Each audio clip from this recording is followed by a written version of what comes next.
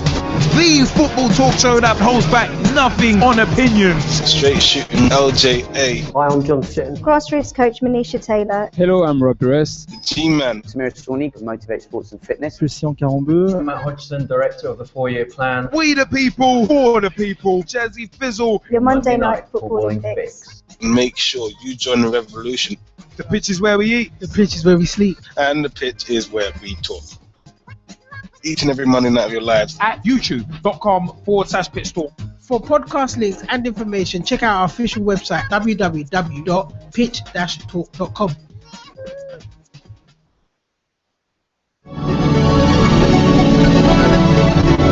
Hello, I'm Rob Perez. Grassroots coach Manisha Taylor. Christian Carambeu. Matt Hodgson, Director of the 4-Year Plan. Dave McLaughlin. I'm Rob Lusher. Andy Copeland from the Glennet Southern Amateur League. Philip Wick, I'm CEO of 14. Former chairman of IBIS FC. Chairman of Alexandra Park FC. And you're listening to Pitch Talk. The only place to get your Monday night footballing fix. Because the pitch is where we eat. The pitch is where we sleep. And the pitch is where we talk. Make sure you join the revolution, the football revolution.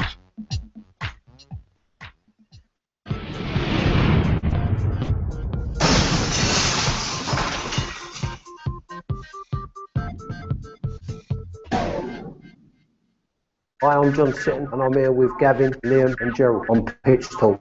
The football talk show that pulls no punches and holds back nothing on opinions. Hello, I'm Rob Perez. My name is Christian Carambeu. I'm grassroots coach Manisha Taylor. Hi, I'm Matt Hodgson, Director of the 4-Year Plan, and you're listening to Pitch Talk, the only place to get your Monday night footballing fix. Make sure you join the revolution. The pitch is where we eat. The pitch is where we sleep. And the pitch is where we talk. I'm Andy Copeland from the Glennet Southern Amateur League. Philip Wick, I'm CEO of 14. I'm Rob Lusher, former chairman of IBIS FC. I'm Samira Sawhney, co-founder and co-director of Motivate Sports and Fitness. And you're listening to Pitch Talk.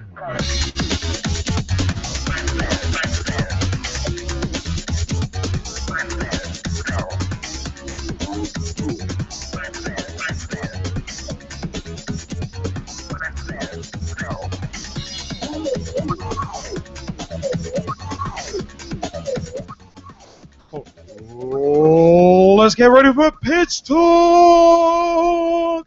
Ladies and gentlemen, boys and girls, children of all ages, straight shooting LJ, the G-Man, and Jazzy Fizzle, all three of us in the house, bring to you the football talk show that pulls the football.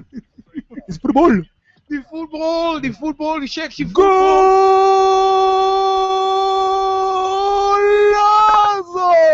Sorry, you were saying? We bring you Lazo! Couple right down the middle, strike on already. But so that was we bring you the football revolution, the sexy football revolution that Ruud Gullit could not bring to Newcastle. Sorry, I thought Steve McLaren tried to bring to 20. I was going to say that I thought that was your Steve McLaren impersonation. It's a combo of both, but the football revolution is underway. This is the football talk show that pulls no punches and holds back nothing on opinions. Because the pitch is where we eat. The pitch is where we sleep. And the pitch is where we talk. This is what that was. Oh my god. www.pitch-talk.com is the official website. Keep up with everything Pitch Talk on our website. www.pitch-talk.com. Also, Facebook.com/Pitch Talk. Become a fan, become a friend, become a member of the group. Join the footballing revolution we are working so hard to create. MySpace.com/Pitch Talk. PitchTalk.blogspot.com or .co.uk. Either one will get you to the blogs by yours truly, Straight Shooting LJ, the G-Man and Jazzy Fizzle, and others such as Big T, aka Thomas Hewitt, who we throw them T's up for. Throw it up, throw it up, throw it up! One half of the tag team champions of the world! Of being a wronger. There we go. Also, blogs by Dave Meir, aka @Mearsey on Twitter. Also, blogs by Russ Vernon as well, whose Leeds v Chesterfield blog was an interesting read. So go and have a read of that, pitchtalk.blogspot.com or .co.uk. Also, youtube.com/Pitch Talk for the Pitch Talk on the Road series, Pitch Talk at Cup Final series, and the Pitch Talk Meet series especially as well. We've got more coming. Sorting out stuff, but we've got more coming in terms of Pitch Talk Meets. So all good, all good. Also, twitter.com/pitch talk or at pitch talk on Twitter. Tweet with us, follow us, see what we're up to. Also, 07535804466 is the mobile number. Call us, text us, let us know your views. Pitch Talk 1 on Skype, and we are Pitch Talk Live on Google Plus too. We're also on Instagram at Pitch Talk. So tag us in your football-related pictures. As long as they're not selfies with anyone with anything obscene or rude, then it should be all good. Should be all good. We don't want to see some random dude with his top off saying, "Yeah, I support this." No. Come again? We don't want that. We don't want that because that don't look good. But nah. For some reason, right, I have a feeling that when that person does show up, we'll announce him like they do on TNA. TNA. What do I look like? Jeremy Borash? Actually, don't answer. I'd rather be David Penza. I won't answer. I'd rather be David Penza. Fuck that. It's one of them ones. What's it? Debussy. Or Murta Shelney. Pictures are hilarious. But, G-Man, Jazzy, how's your week and weekend been, guys? Yo. Let me speak on this. No, you know what? I am returning from a fantastic holiday. That's what I've got to say. One of the best holidays I've had in recent years. And I'm just, you know what? But also, I'm glad to be back. You know, I saw that you was doing the show by yourself last week. And I saw the pictures that you was posting like you was lonely. And she's you get me, like, me and Jesse Fizz wasn't about. all by yourself doing some madman skank and all that business. It was fun. It was actually fun. It looked fun. So I just wanted, you know, but all in all, I'm feeling great right now. And, you know, the weather in the UK is still so fine. I want to send a big happy birthday to my niece Jadeja. I didn't really get to see her over the weekend because I was too mashed up.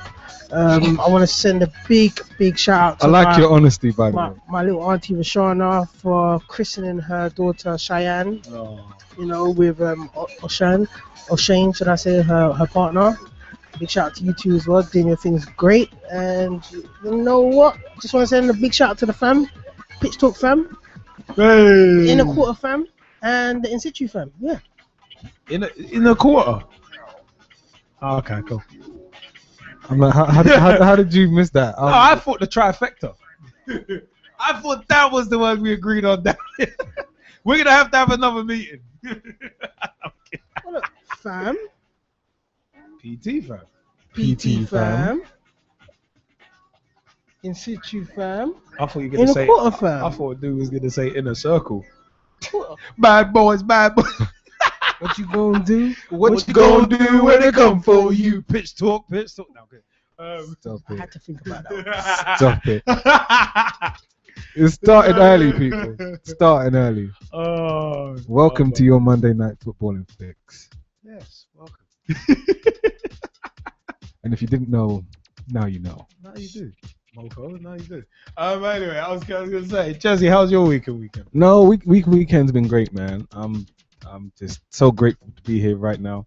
Obviously, alongside yourself and of course the G-Man live in the studio. We will be opening up the video feed up on YouTube later on, so you will get to see us. We will give you a wave. It will give you a wave. And Tara, I'll even swap seats with the G-Man while we give you a wave and play the G-Man's anthem if you will. But no, as I say, no, weekend's been good. I see that Manchester United are doing some very, very interesting things in pre-season. And don't worry. I'm sorry. What? It shows how poor What a it season is. you had last year. What it is. That Man United fans are getting gassed over pre-season. Am I correct about that? Because usually in seasons past under Ferguson, you lot denounced and laughed at pre-season and didn't give a damn about it.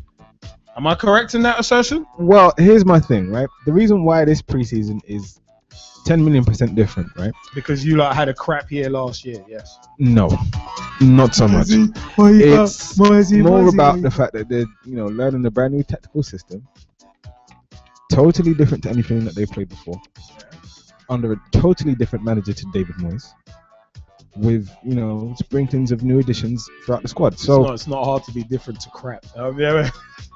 No, it's not. It's not. But yeah, that's why it's different. If they were playing a back four or even a 4-3-3 or a 4-2-3-1, even a 4-4-2, you go and say, pre-season. Yeah. I'll still say pre-season. I barely watched it. But because they're playing a totally different system that, realistically, have Man United played that in the last 20-25 years? No, they haven't. So for that, it's interesting to watch.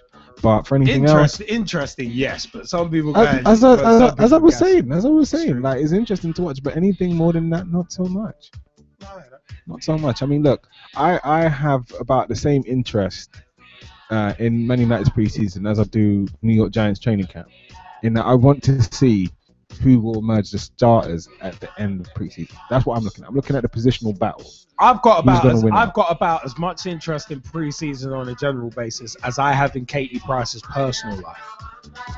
Well, take of that what you were. For you to bring that up and then tell me that you have her biography at home under your pillow. Are you dumb? Are you stupid? This one's. Oh my god. Oddly enough, in terms of biographies, I got Red or Dead, Bill Shankly's one on the way from Amazon. Big shouts to Amazon.co.uk. That sponsorship check better be in the mail. Anyway, I think we should ask you, how was your weekend? Obviously, you weren't busy and a half. I've been working 7-day weeks. You weren't giving a hoot about preseason. Hey, it's one. Not one or two or three hoots. None were given about preseason. Yeah, the amount of hoots given. No. The only hoot that I deal with is sweet. Take from that what you will. But it's one of them ones. Yeah, I mean my week's been alright actually. It's just been really busy. I said I've been working 7-day weeks, so it's 7-day weeks between 2 jobs. That's what you do to survive when you got the rent to pay and the bills to pay. Has to be the way sometimes. But ain't it hard just to live though? It is hard to live in London. It's one of them ones. Might move up north. It's cheaper up there. Yeah. No jobs, but a lot cheaper. No. For honestly, I guess why it's cheaper. That's where you start. They have to balance out everything like cost of living and all that stuff. No, seriously. Ross has just said, come and move to Yorkshire. The only thing I moved to Yorkshire for is the puddings. Stop it. Where's Aunt Bessie when you need her? I might move to the States and hit up Aunt Jemima. Yo, Jemima, where are my pancakes? I did the Booker T voice.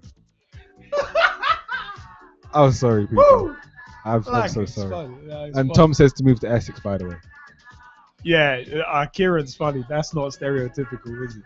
The Aunt Jemima joke or the Yorkshire puddings joke? Either one is stereotypical. It's on that one. I went stereotypical with Yorkshire, then stereotypical with Black American. The Section 357 guys are going to have me assassinated. Yes, they are. So if you tune in... By the way, a big shout out to Floyd, Big Shot Ron, Super Navajo, Floyd Finks, and the guys at Section 357 show. Big shouts. By the way, I like the way that you tried to stave off your assassination. I just want to point out, if it just happens to be myself and the G-Man next week, you know what happened, people. Oh my god. It's either that or my mate Lavinia would have had me kneecapped. Oh nice. So if the straight shooting one happens to show up in a wheelchair, you know what happened, people. Oh crap. He's having full knee replacement surgery. Crap. One of them ones can't walk for 3 weeks. But nah. Also, big shout out to Samir Sawney of Motivate Sports and Fitness at Motivate SF on Twitter and Facebook.com/Motivate SF. They've got August soccer sessions for 7 to 14-year-olds at South Hall Park. So if you're age make sure you get down there, or you know people aged 7 to 14, then tell them to get down to South Hall Park if they are in West London. So I'm saying this, boys and girls included. Yeah, boys and girls, and it's free football coaching as well. So. I'm saying this, everybody in the Greenford area, Northolt area, Southwold area, please make your way down. Make sure you get involved. And what is wrong with you? Should I say, what's wrong with you? Mike is kind of mocking to me. That's not on. That's liberties. That's all I can say. But let's throw it out to the Skypers and taking ask liberties, man. how their weeks and weekends have been. Let's start with Big shout out to Girls on the Ball as well. Sophie and Rachel, Girls on the Ball. and don't Big forget shout out. Scotty the Rabbit. You're damn right. Just You're saying. damn right.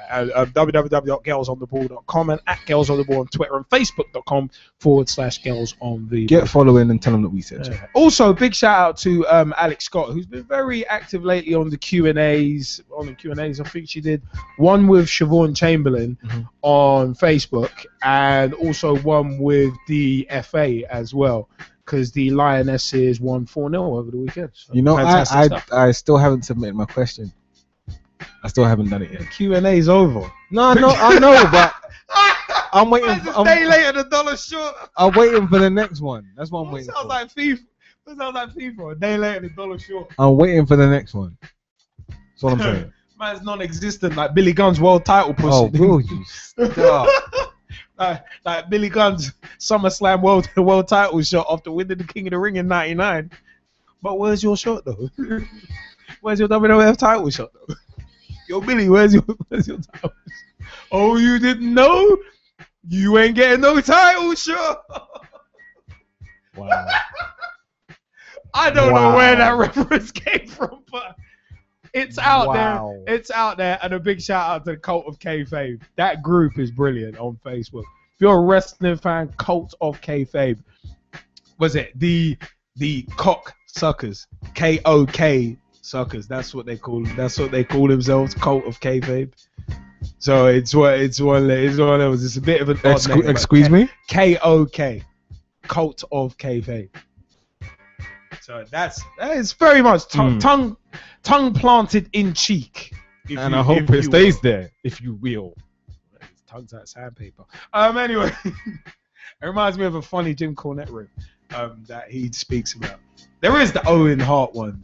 Diana's looking like a whore.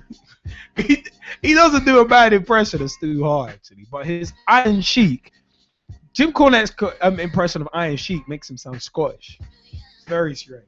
His impression of the Bulldog is like, it wasn't me, it was Owen. I wasn't even there. I was like, again, big shout out to Wrestle Talk TV. I've been watching Jim Cornette on tour, and that is some brilliant stuff. And Cornette's breaking kayfabe is funny. It's a circus. I'm sorry, Cornette's brilliant. Skypers, how are you doing? Mr. Sam Greenham, how goes it? Not bad, thanks, lad. So about you? Yeah, not bad. I don't know why I'm squeaking. Yeah, I'm like, who's this person? How's your week and weekend been? It's not been too bad. I was down at Humber Street Sesh, which is like a kind of concert in Hull. All getting ready for City of Culture 2017 and everything. Which was a good day. Getting ready early, I like it. Saturday night out. And obviously, you've probably all seen Huddleston's penalty miss. Well, I saw Micah Richards' one. I've seen worse, to be honest, but yeah, at least he didn't fall over. It was an absolute shock. I think majority of people have watched it on YouTube, and it's kind of embarrassing. So it's only pre-season, so I wouldn't worry. It's Europa League, lads. It's Europa League. Oh yeah, I forgot about that actually. Yeah. Got the home tie on Thursday night.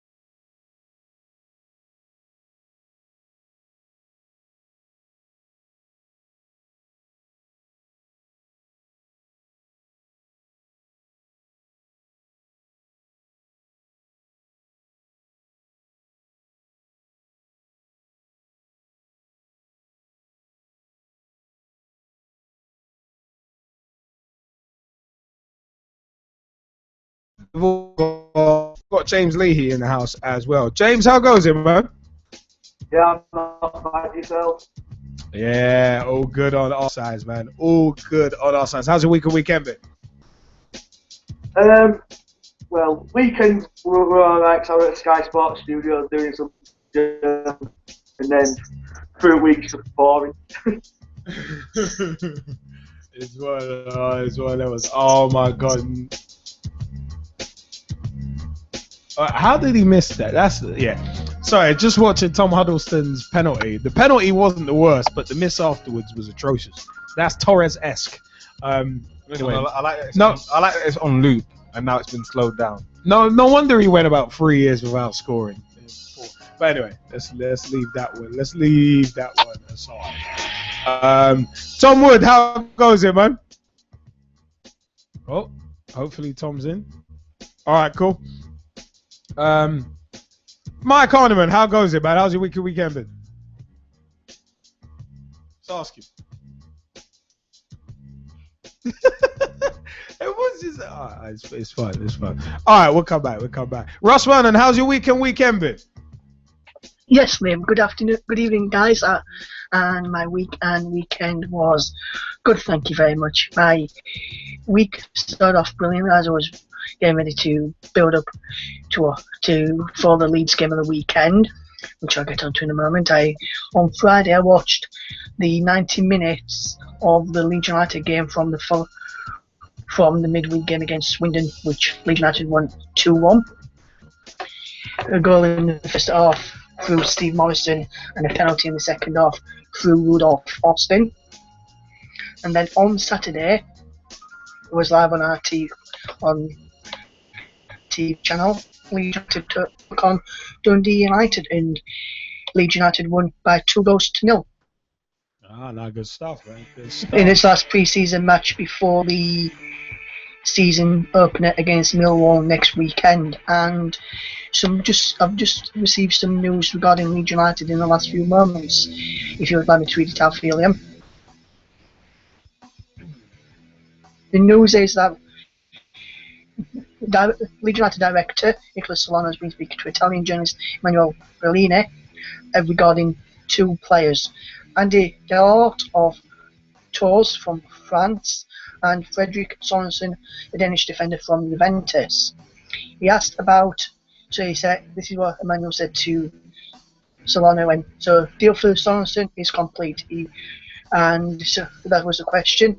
Solano replied saying, tomorrow we will see last round. He asked about Delort, and he says Delort is not a target of Leeds United, so that was out of the window. Same with Viviani, as he is headed to Latana in Italy this evening from Roma. The deal for Viviani had been agreed between the two clubs and was ready for paperwork, which never arrived from Massimo Cellino and Leeds United. I hear that. So that's a little bit of transfer news regarding Leeds United, Liam. There's a bacon sarnie in this. Thanks, Ross. I just see bacon sarnie in the Skype chat. Now it's that. Oh, you hungry now? Is it your bacon? No. Is it your bacon? No. And Tom Wood has said his week was good, his weekend was good as well, but he's ill today, so he won't be talking as much. Man flew away. or in terms of Micah Richards, man's penalty. Nah, he's got Ebola. No, man. Too soon. Too soon. He's got the Ebola virus, you know. That's the.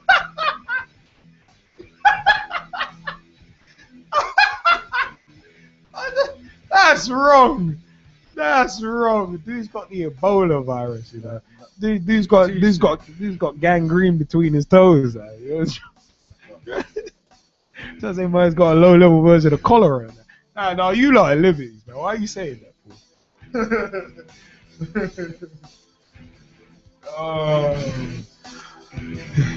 for? But still, you know what? It is all them ones. As much as I like this track, it is time to pause it. But big shout outs actually to also big shout outs to Miss Manisha Taylor, very active on Facebook lately. She's been kind of perfecting a couple of new exercises. Do interesting exercises.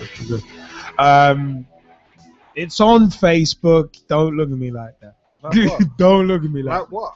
with the What, like you're wrong, and with the rolly thing. Rolly thing? With the I don't know what it's called. You do press ups with it. It's the rolly. You can tell that he's not paying attention to that. No, you can tell that Paying I don't attention to go, the you can tell that exercise. I don't go Stop to the it, gym. Stop it. You out You there. can If tell you were that. paying Stop attention it, to the you're video, out. you'd know exactly what's going on.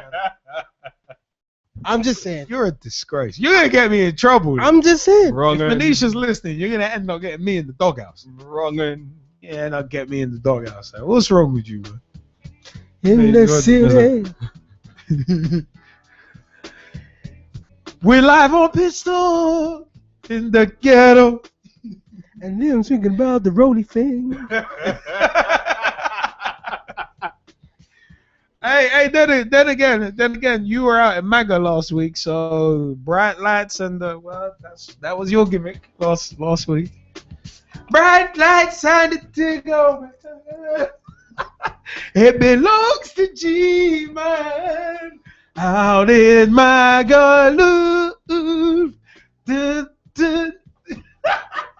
I like how the G-Man said nothing. It's just like I don't know what he's talking about. What happened? I don't know what he's talking about. I told her that was my MAGA.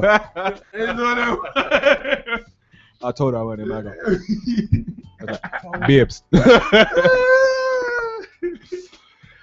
Oh, that's quality. That is quality stuff. But it is time for us. It is time for To move and groove, probably to our first segment of the show. no ornithological reports from the G-Man from Magaluf. Just say that much. Man, he's not contracting any avian flu or anything. My goodness. But it's what was going on in the Skype chat anyway. But you know what? It is one of them ones where it is time for us to switch into the first segment of the show, which this week is.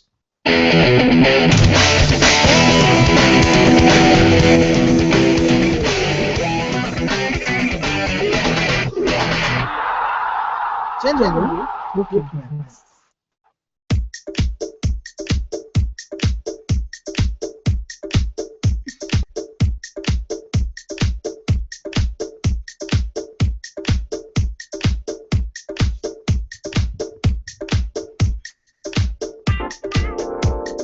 We like the way, we like the way, we like the way, we like the way, we like the way, we like the way, we like the way, we like the way, we like the way she does her, and we like the way, we like the way, we like the way, we like the way, we like the way she, we like the way, we like the way, we like the way, just go.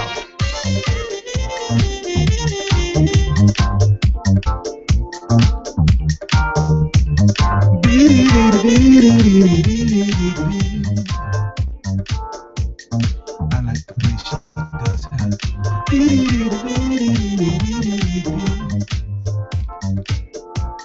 I like the way she does her thing. This is Pitch Talk.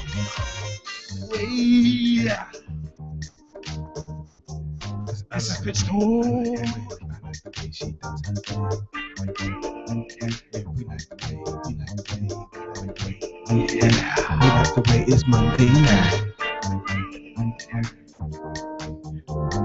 I like the way, I like the way, I like the way, I like the way, I like the way, I like the way, I like the way. So I got Lionel Richie here, and then I got the Cookie Monster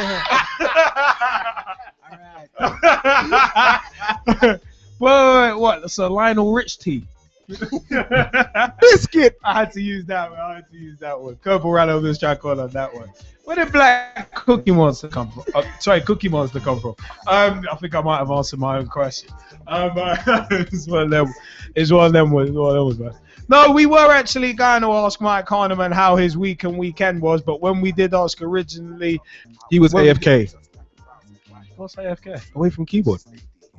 Oh, okay. Mr. Acronym. Just whoops. He was AFK. Oh, that's all that was. Mike Hardiman, how was your week and weekend before we move into some transfers? Yeah, pretty good. The week was alright, really, to be honest. Weekend was a lot better.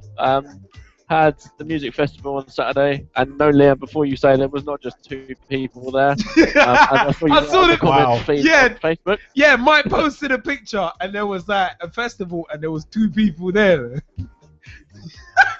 Can we not just call it a small gathering? Can we not do that? It's one of them ones. They say freeze a crowd, but at a music festival, no, it's not. But I was gonna say it looked like one of Virgil's book signings. Just did the Jesus face bump. Still more of a crowd than Liverpool could get, so it's fine. That doesn't even make sense. But anyway, how's your week and weekend been? Anyway, back to the story. Yeah, no, it's pretty good. Apart from that, on Saturday, we had loads of people playing. Oh. And yeah, there was just a lot of people around. Oh, okay.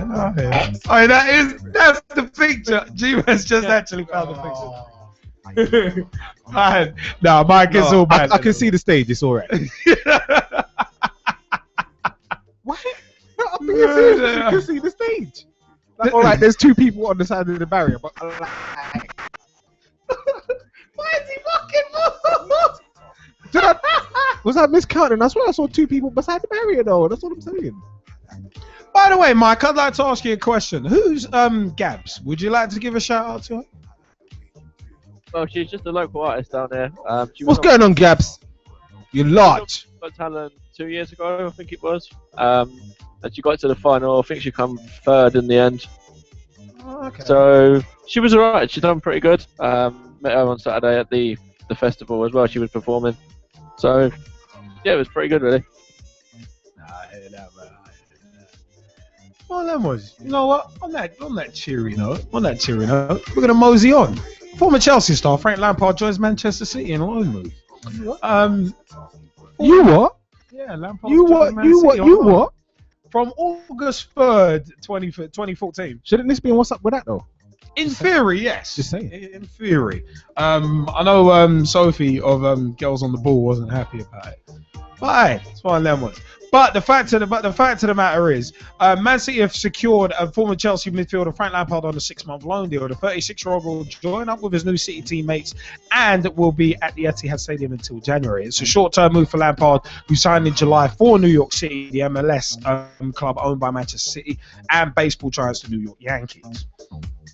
On Friday, it was reported the club was in talks with Lampard's representatives, and immediately after City's shootout and defeat by Olympiacos in the US on Saturday, Manuel Pellegrini confirmed the move had been completed. It had initially been thought the player had agreed an autumn switch to join City's sister side, Melbourne City, where he will play alongside New York City teammate David Villa to improve his fitness.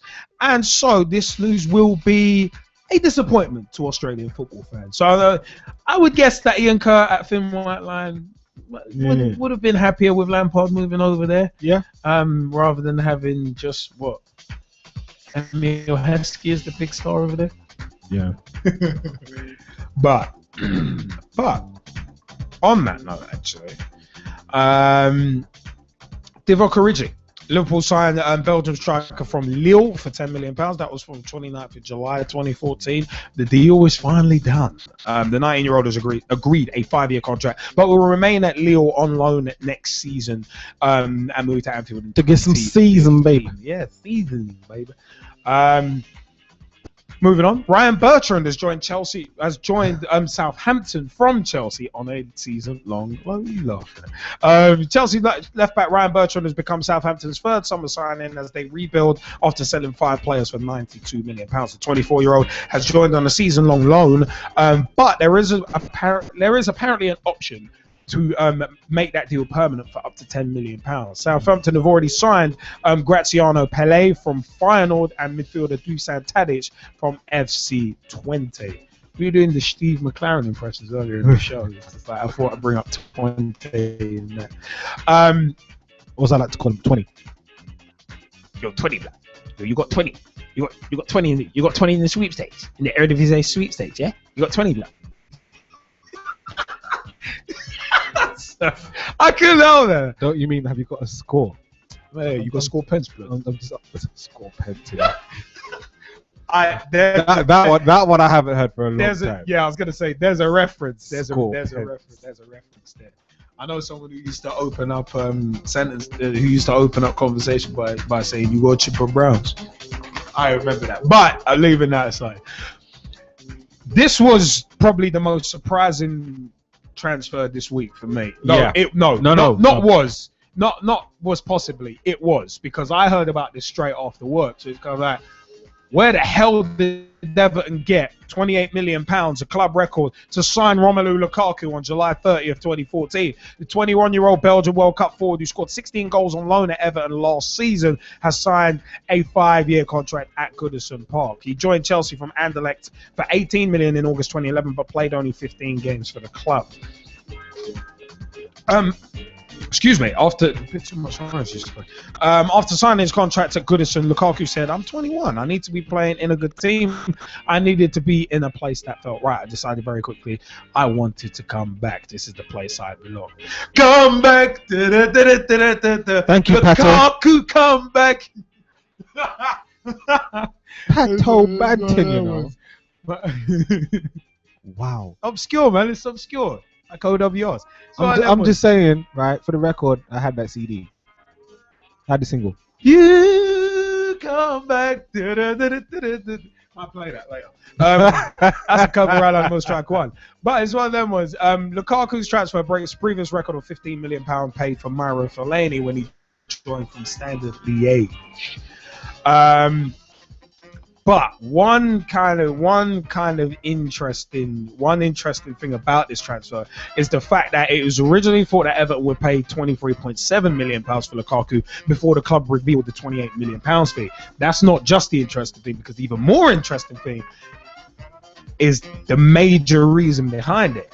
Because Chelsea believe the transfer puts them in a strong position to comply with UEFA's financial fair play rules.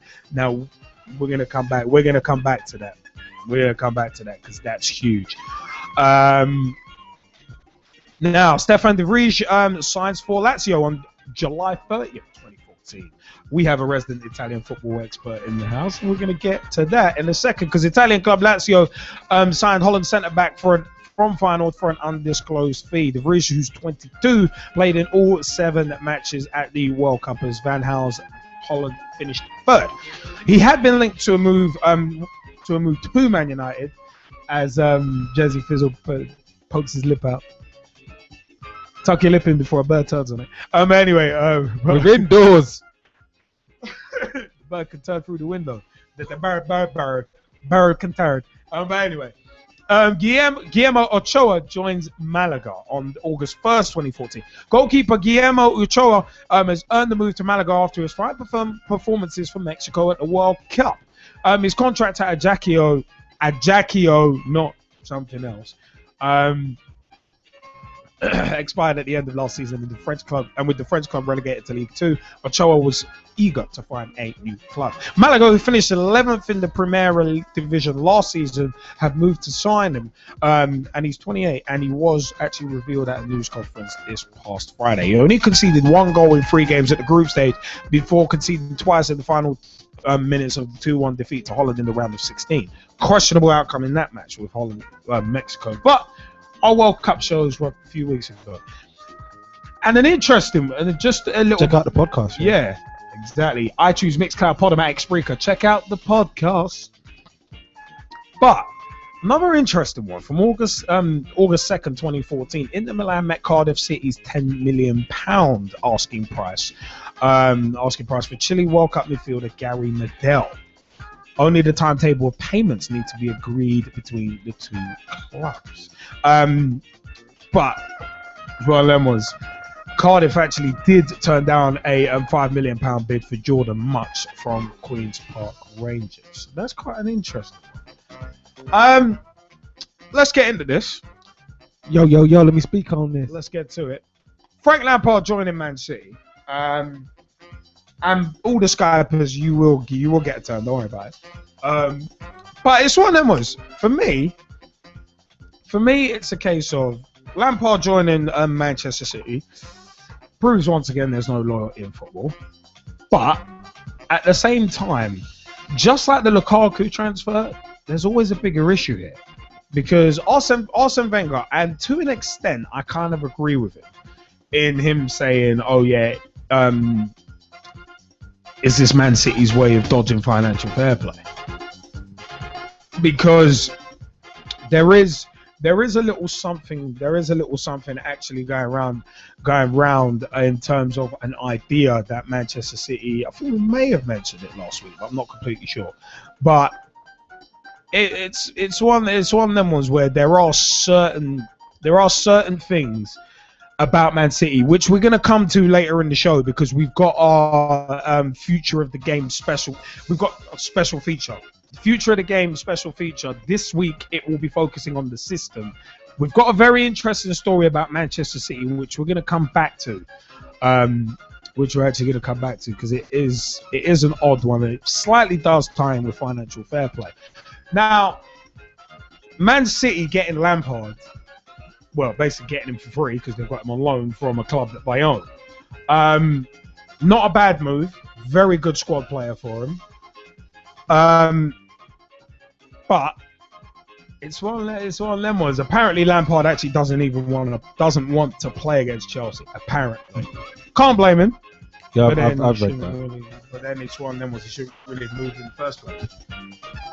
But it's one of them ones where the Ryan Bertrand one, smart move. Ryan Bertrand's smart move. I mean, Chelsea have got enough fullbacks. You ain't gonna get a spot in that team. So it's a smart move moving to Southampton, who need reinforcements. So straight up replacement for Luke Shaw for them. Lukaku to Everton was surprising move of the week. So I'm gonna come back to that one. De Vrij going to Lazio, great move for him. It's a fantastic move for them. Ochoa going to Malaga, it's a good move. It is a good move. I mean, Ochoa was looking for a club. I'm surprised. He was linked with a couple of Premier League teams. I'm surprised none of them took a chance on him. But it's one of them ones. Gary Medel to Inter could be an interesting one, because I like Medel. He's one that he's got pit bull in him. He's quite. And yeah, that Jack Rodwell one. We actually saw that just pre-show that apparently he was close. He was closing in on the move to Sunderland, which is a real fall from grace. If it happens from Man City and the promise and the move that we said on, I think it was a Pitch Talk Rant of the Week or Push Point on YouTube, we didn't agree with that move when it happened anyway. So check out the Rants of the Week and the Push Points. Jack Rodwell and I think it was Scott Sinclair at the same time. We had a lot of debate in here about it. But it's one of them was Romelu Lukaku, move of the week. Move of the week. Everton have pulled off some fantastic business there. Where they got that £28 million, I'll never know. Because Ken Wright is usually tighter than a duck's bum in terms of loosening them purse strings. It's like when Bill Kenwright loosened them purse strings to sanction that move, boy, there must have been dead moths in that. There must have been dead moths in that wallet. And no, he's ruining the surprise of later on in the show. Funny quotes, moments, and tweets, and what's up with that? It's going to be hilarious, trust me. That had me in tears, literally. I saw it at like 2 in the morning and it had me in tears. But anyway, Lukaku, it was one of them ones. Chelsea selling Lukaku, but bringing back Drogba for a 1-year deal tells you all you really need to know about Chelsea. Once again, going for that. 1 minute they're saying, yeah, we believe in you. We're gonna buy in youngsters and start developing them. And then you bring back Drogba but sell Lukaku. But the reason being financial fair play is an interesting one, because Chelsea finally paying attention to financial fair play. For some reason, it doesn't wash. With me, it doesn't wash. You could buy Diego Costa for 32 million, but then sell Romelu Lukaku, who's been your best striker for the past 2 seasons and ain't even been at your club. Makes a whole hell of a lot of sense. But I think it was last week when we were talking about the Drogba deal to Chelsea. it was a case of I was hoping that Lukaku would be able to sit under the learning tree of Drogba, and now it looks like Drogba's just directly taking his place. Which again says a lot. It's a damning indictment of how Chelsea are doing their business. It really is. It really is. I think it's sad. So I was saying it'd be a huge vote of no confidence if Drogba ended up as their top striker by January, let alone earlier in the season. But yeah, I said the surprise for me was like when I got told about the Lukaku deal, it was like, really? Where the my initial thought was, where the hell did Everton get that money from? They need to think about rebuilding that Tim Pot Shackleton Stadium. But anyway, I haven't got the live bird up on my chest this week. I got a Pitch Talk t-shirt. Do you want to do that one more time? I got a Pitch Talk t-shirt. Okay. We the people for the people. See the show, buy the shirt. Nah, I'm kidding with that one. But if you want one of these, let us know. But yeah, anyway, it is a case of a lot of hype was surrounding Lukaku when he first went to Chelsea. It's like, yeah, he's gonna be the next Drogba. He's gonna be the next this. He's gonna be amazing, and he never got a chance. He never ever got a chance at Chelsea. You know what? Even though I'm a Liverpool supporter, I'm glad he's moved to Everton because Everton will give him a chance. They'll give him the chance to be the main man. So on them ones. It's a great move for Everton. Good move for Lukaku. And if the financial fair play reason is to be believed, a good move for Chelsea too. But guys, what do you reckon? Well, jumping straight into the Lukaku thing, here's the thing, right? I distinctly remember when he was coming to the Premier League and there was lots of interest from top clubs, including Man United, right? Maybe it was the way that his promotional video package was edited and put together. Or he didn't hire LJA Productions to do blood and digital video. Maybe terrible. That's his first mistake. Maybe he should have done. But you know, I just think there was a lot of talk about him being the mini Drogba, the next Didier Drogba. And I was even saying, I was like, you know what, Manchester United could use a striker like Didier Drogba, and this guy's going to be younger. So why are we not looking at him? And then of course he joined. But you were looking like him. I mean, sorry, at him. that is I couldn't help that. That is terrible. I'm like, they're gonna have to go back to like Kenwyne Jones or something now, you know, or Gomi who just signed Swansea. Gomi. You can go with those two. No, not like that. His face in that picture. But will you stop? But no, yeah. So for him to be there, and now this is the most opportune time, right? For him to step up to the plate. You had Samuel Eto'o come for a season. He's off now. You know, I know there was talk about bringing Drogba back, and obviously, you know, that deal's gone through. But my thing is this: Didier Drogba was not going to play every game this season. Right? And who better to tutor Romelu Lukaku than Didier Drogba himself? Exactly. Sit under the learning tree. Like literally, he can be there with him, right? That's why I think Chelsea come on as the sub to replace him, vice versa, you know, and you know what you're getting, right? So, me personally, I can't believe that Lukaku's been allowed to leave. I just can't. But having said that, like you, I was surprised that Everton were able to stamp up the 28 million. Yeah. I really was. But they've been saving up for a decade. But it's an absolutely fantastic signing for them. They got the money in the mattress. And under the floorboards. My thing is this, right? I honestly feel like he's the missing piece to that team.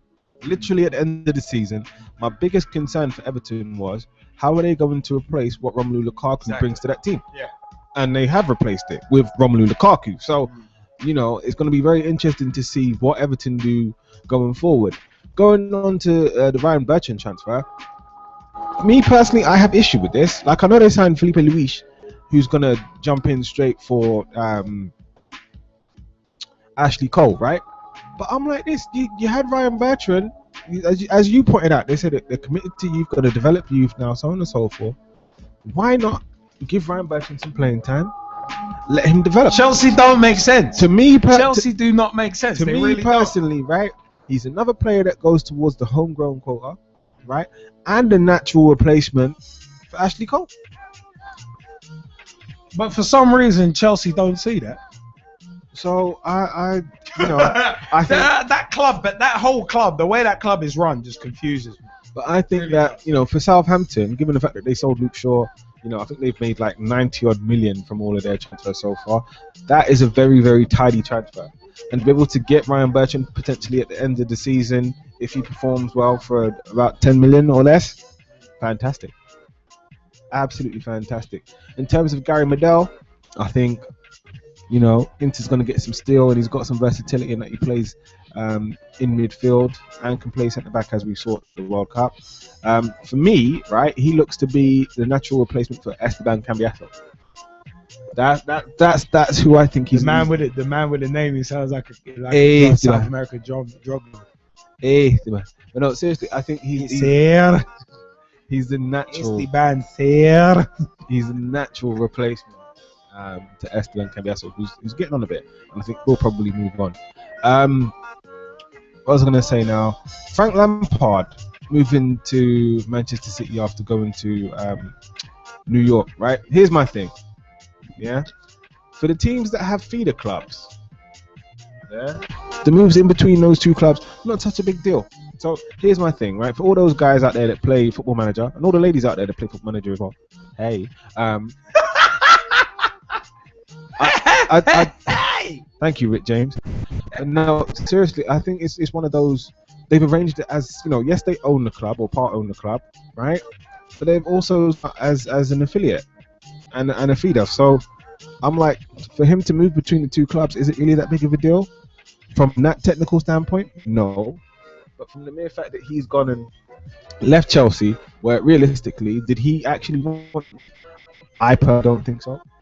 I think he wanted.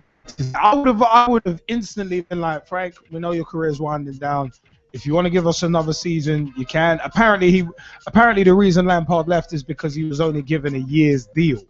But it's like I would have offered him a year's deal and said, yeah, you could become a player coach. Right. You could become a player coach now or at the end of the deal. Yeah. That's what I would have said to him. Yeah, I mean, because why not keep him? He's a club legend. But did they not bring back Didier Drogba for the same thing? Yeah. And Mourinho had the nerve to say, yeah, there's no sentimentality in this. Biggest hypocrite walking. Biggest footballing hypocrite walking. Yeah. The same guy who's moaning at referees in pre-season. It's like, Reggie, it's pre-season. Shut your face. So for me personally, I don't have any objections. I think it's just one of those moves in football. I know we say loyalty in football is dead, all the rest of it. This isn't even about loyalty. Loyalty doesn't come into this at all. This is the business side of the whole situation, right? Frank Lampard needs to get paid. He wants to play, so he goes to America, and in going to America, he comes back to Manchester City. And I'll be honest, I think the Premier League is probably even better for having him back. Personally, I believe that. I think he's one of the Premier League's all-time best players. Great player, yeah. And personally, I welcome him back. I understand him not wanting to play against Chelsea because obviously, that's one of the clubs where his heart is. But I'd say, do you not feel the same way about West Ham, though? Just saying. I'm just asking. I'm just asking, is all. What is he laughing at? Oh! What? No, that's dumb. Some people are really stupid. Wow. That is cold-blooded. Oh, but Jesse, did you want to add anything else about the deal? In terms of Divock Origi, I think that is a very tidy signing. He was absolutely white hot for Lille, and I do think that Liverpool made the right move in terms of him staying in League. League what? League. I think it's triple cheese, lettuce, tomatoes. Sitting in the back of the Maybach, eating a turkey burger. No. Yo, shout out to Mike Epps, show. This is Burger King music. Shout out to Mike Epps. This is Pitch Talk Live. But no, I think it's the right move to let him stay at Lille, where he was very, very good last season. See if he can build on that, and of course to give him a little bit of extra seasoning, baby, before he actually makes his way over to Anfield. So I think not this season, but next season, he could be a very good signing indeed. Very, very good signing because he's the kind of forward for me that fits into what Liverpool are trying to do more than say the likes of a Ricky Lambert, if you will. So Hey, don't try mugging off. I'm Ricky not Lambert. mugging off Seriously, Ricky don't try. Lambert. How am I mugging? How am I mugging off Ricky Lambert? I am not mugging off Ricky Lambert, right? When you got Raphael in your Here's my thing. No, I'm not mugging off Ricky Lambert. I have nothing but respect for Ricky Lambert. For the mere fact that he grounded out. Here's the thing, yeah. Everybody likes to, sing that Drake song, Start From the Bottom. Everybody loves that song, yeah. I'm like, nah. You know what? That song is really about Ricky Lambert. No, it is. He grounded from the bottom, and now he's at Liverpool. The top, yes. I'm just saying. I'm seeing like Rick Ross. Is it?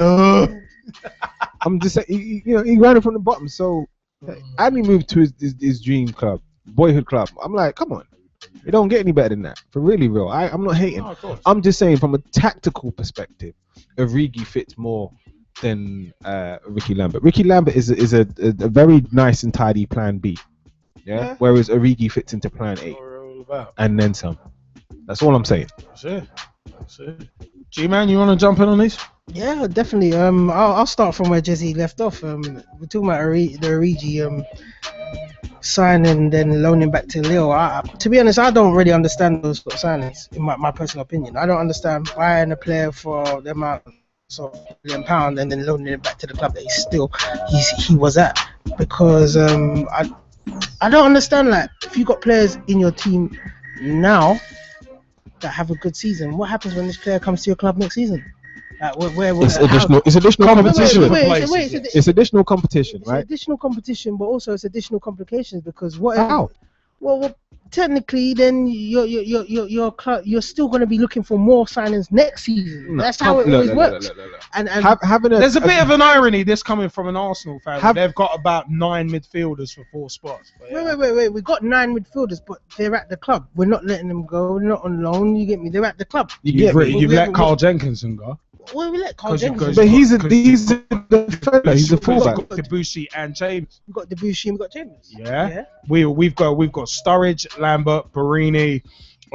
Sterling might end up getting played up top from time to time. Emre Can maybe. But Markovic maybe. I just don't understand putting that so Origi going out on loan. That sort of money on a player and then allowing him to stay on loan, because I just feel that it's just the season wasted and money wasted. Basically, that's my personal opinion.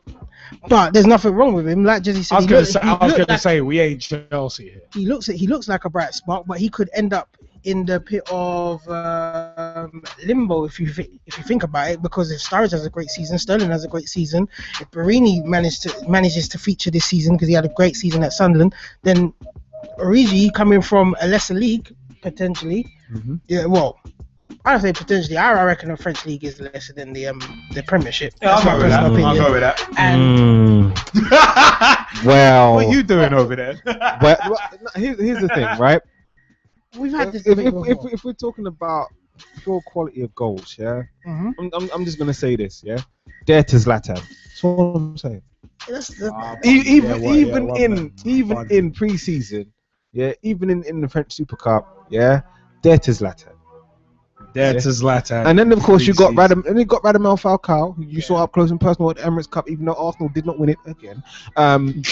Yeah. And then of You course had to get that swiping. No, I did. And you know I'm gonna go in later on, but no, seriously. And then of course you have Dimitar Berbatov, who's just scoring absolutely ridiculously nonchalant goals. And I'm just saying that's where the point just falls flat. No, but I'm saying there's exciting young French talent in there as well in terms of Lacazette, who, you know, is, I personally think with the right development at the right team. Yeah. Another one who's been linked to Liverpool in the last few weeks. He could be something special. He really could. If he comes to the Premiership. Personally, why does he need to come to the Premiership? This is my question to you. Why is it that you keep on saying to me, yeah, but they need to come to the Premiership. They need to come to the Premiership. Everybody keeps saying, but the Premier League is the best league in the... Really? One of them. You know, really? It is one of them. One of them, but like, really? Depends on what you're looking for, but that's another debate for another time. I was about to say, that's just my personal preference. Like, you know. But the other transfers, you wanted to... Yeah, please. But no, I'll just stick on the original thing. I think, like what Jesse was saying, he looked like a bright spark within the World Cup. And you know what? If he does perform anything like he did during the World Cup next season, then you know what? Liverpool will have a great attack next season. Got one this season at the moment, but yeah. But like I said, it could be problematic for Brendan Rodgers if your boys perform this season, and you know you've got the likes of Sterling, Sturridge, Barini. You know you've got the. I'd rather have that sort of problem than having one striker being relied upon all season. Just want to throw that out there. It could cause conflicts, and you know someone big might have to go.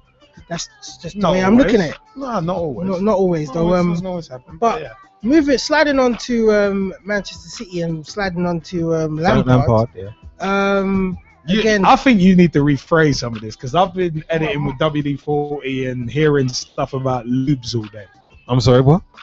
No, serious. WD-40. I did preface it. We've been editing some stuff to do with WD-40, and I've been listening to talks about lubes all day. Wet lubes, dry lubes, all-purpose lubes. I've been listening to that all day. Are we talking about Louboutin shoes? I'm just asking. No, we're talking about lubes. Like chain lubricants. Yeah. Lubricants, penetrants. That's what we're talking about. But I'm just saying. I'm saying this with a straight face. That conversation is. I'm saying this with a straight face. I can see it. I'm saying it with a straight face. I'm not even ribbing you. As opposed to a cooking face. The G-Man can back this up because he's doing the e-learning side of it. So all I'm saying is learn about those lubricants. One of your last posts on your Facebook page just explained everything about you. Oh, that's what I'm saying. I wasn't even going that way. That's what I'm saying. I wasn't going down there. I wasn't going down there. Down where? Down there. I wasn't doing it. Oh my god. He's on his way already, people. Oh my god. Oh, you the whole day of editing lubes. Wait. Sliding there, lubes, and then down there. Where you going with this? Penetration. Yeah, anyway. Anyway, let me get to the point, man. Anyway, back to the story. Ladies, I'm single and I've got the best t-shirt in the world. Hey! Manchester City, Lampard, I have to say again. Saw the show, buy the shirt. To me, it's a big loyalty factor. I heard what you said, Jesse. It is about business.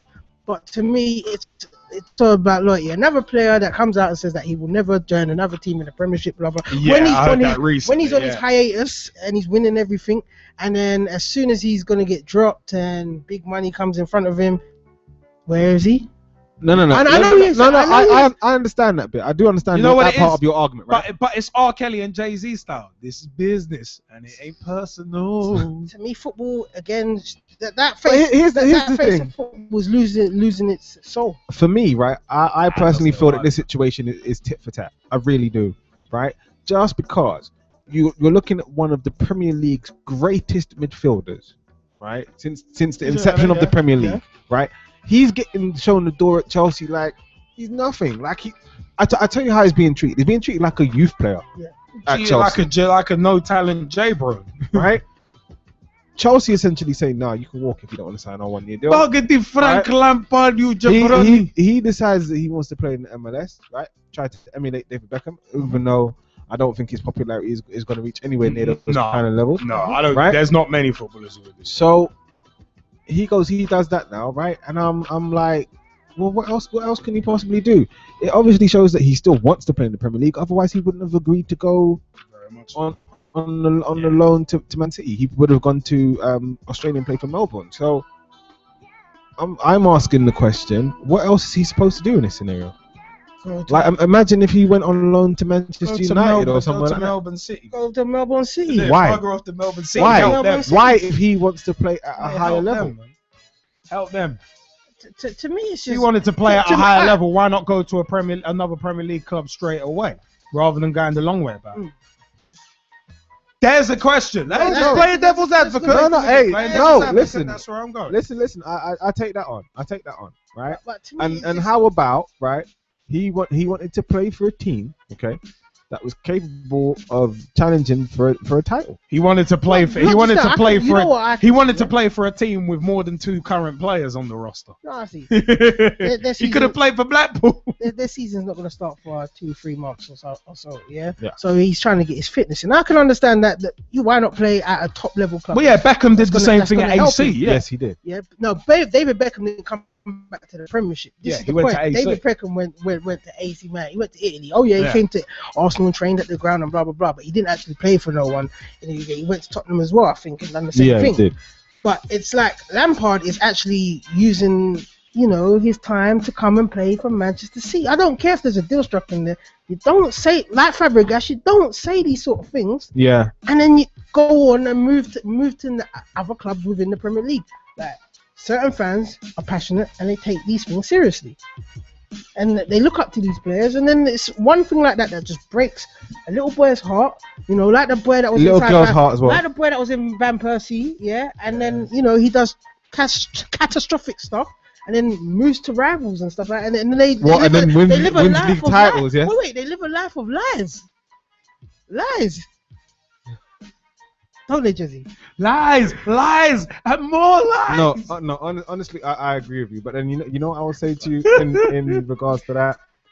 Circumstances change.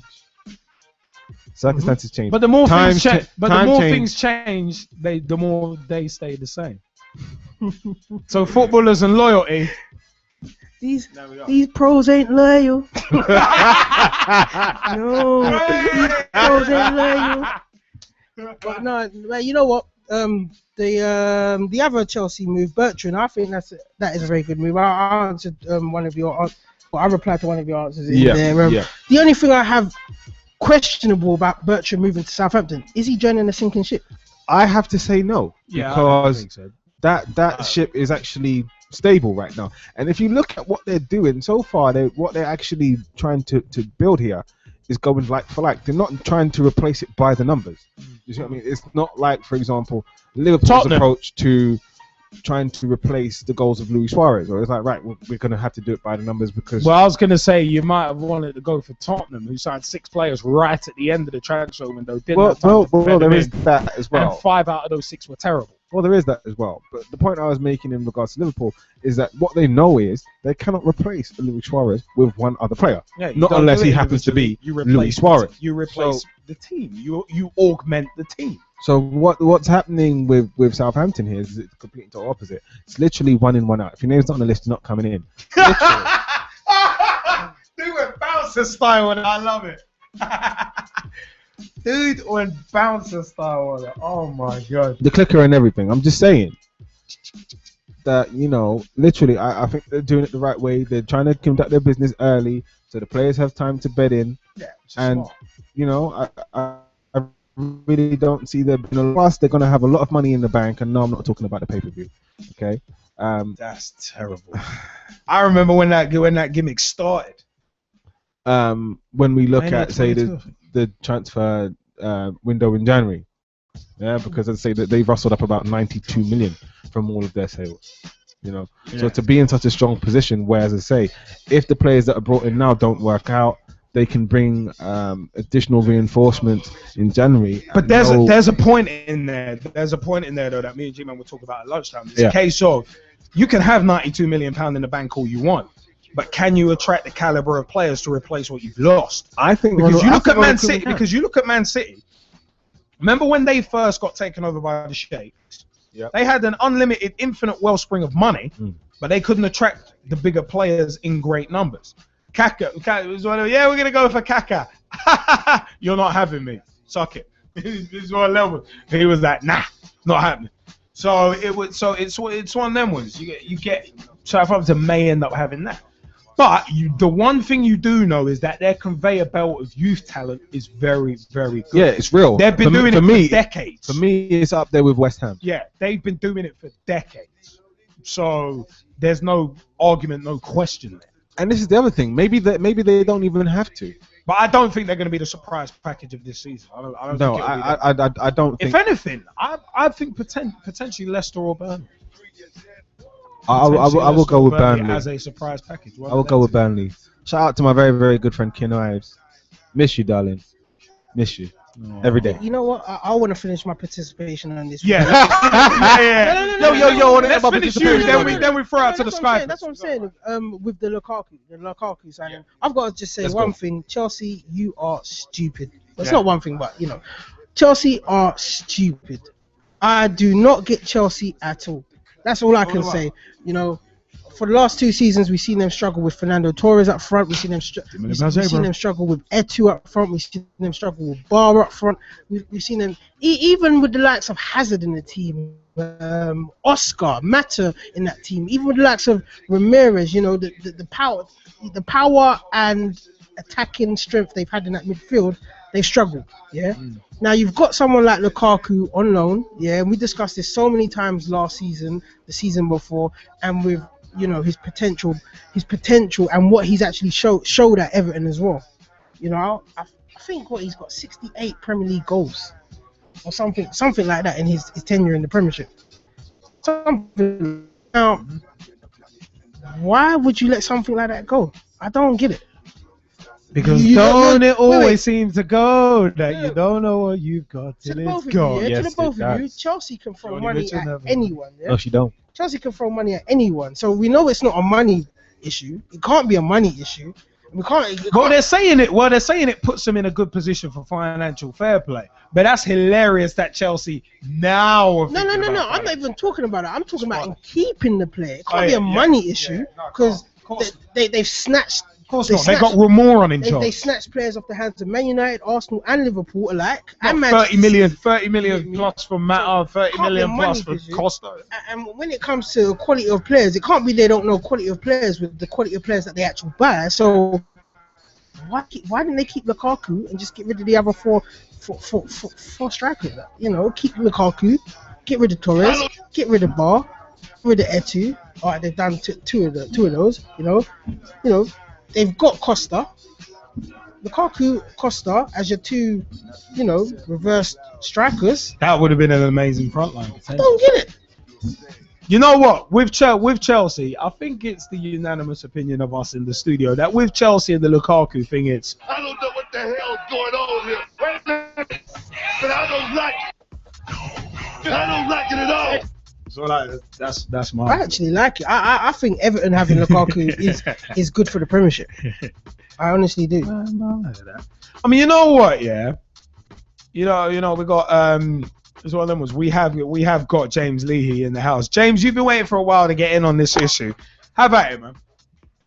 Well, for starters, I can't stand Chelsea myself like you lot. Yep.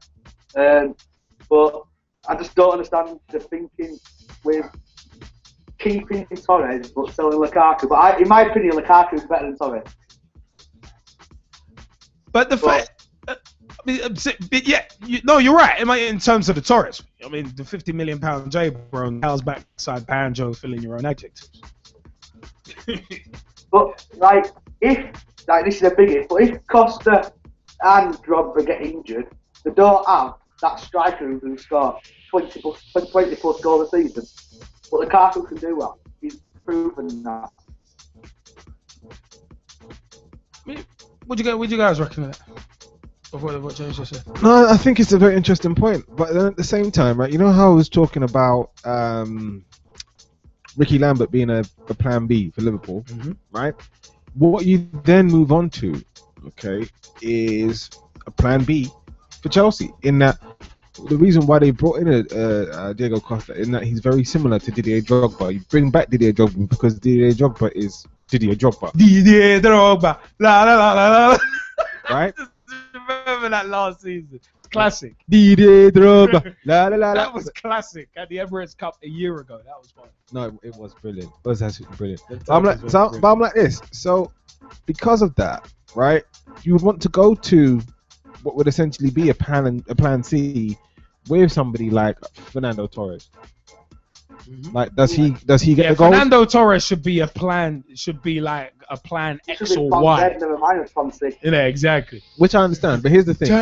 Jay, bro. If he's creating goals, right? Which when Fernando Torres plays, he actually does. Who created about 3 goals all season?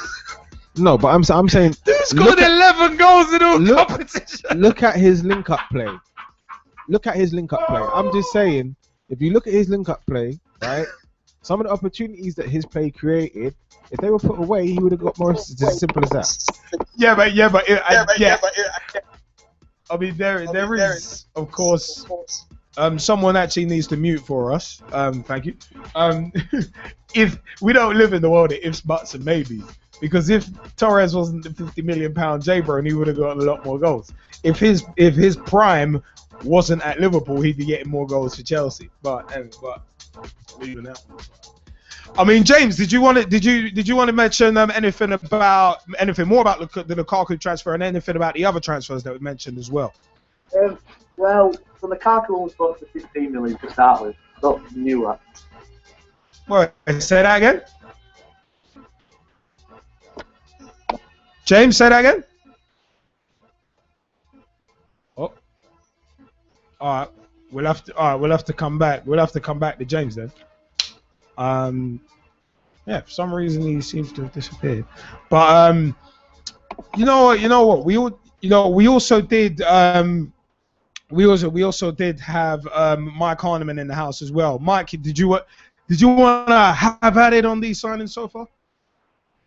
Yes, there is actually a couple of the signings I want to jump in and speak about. The main ones are in the Gary Medel one, the Lukaku one, and the Frank Lampard one as well. Have at it, man. Go on.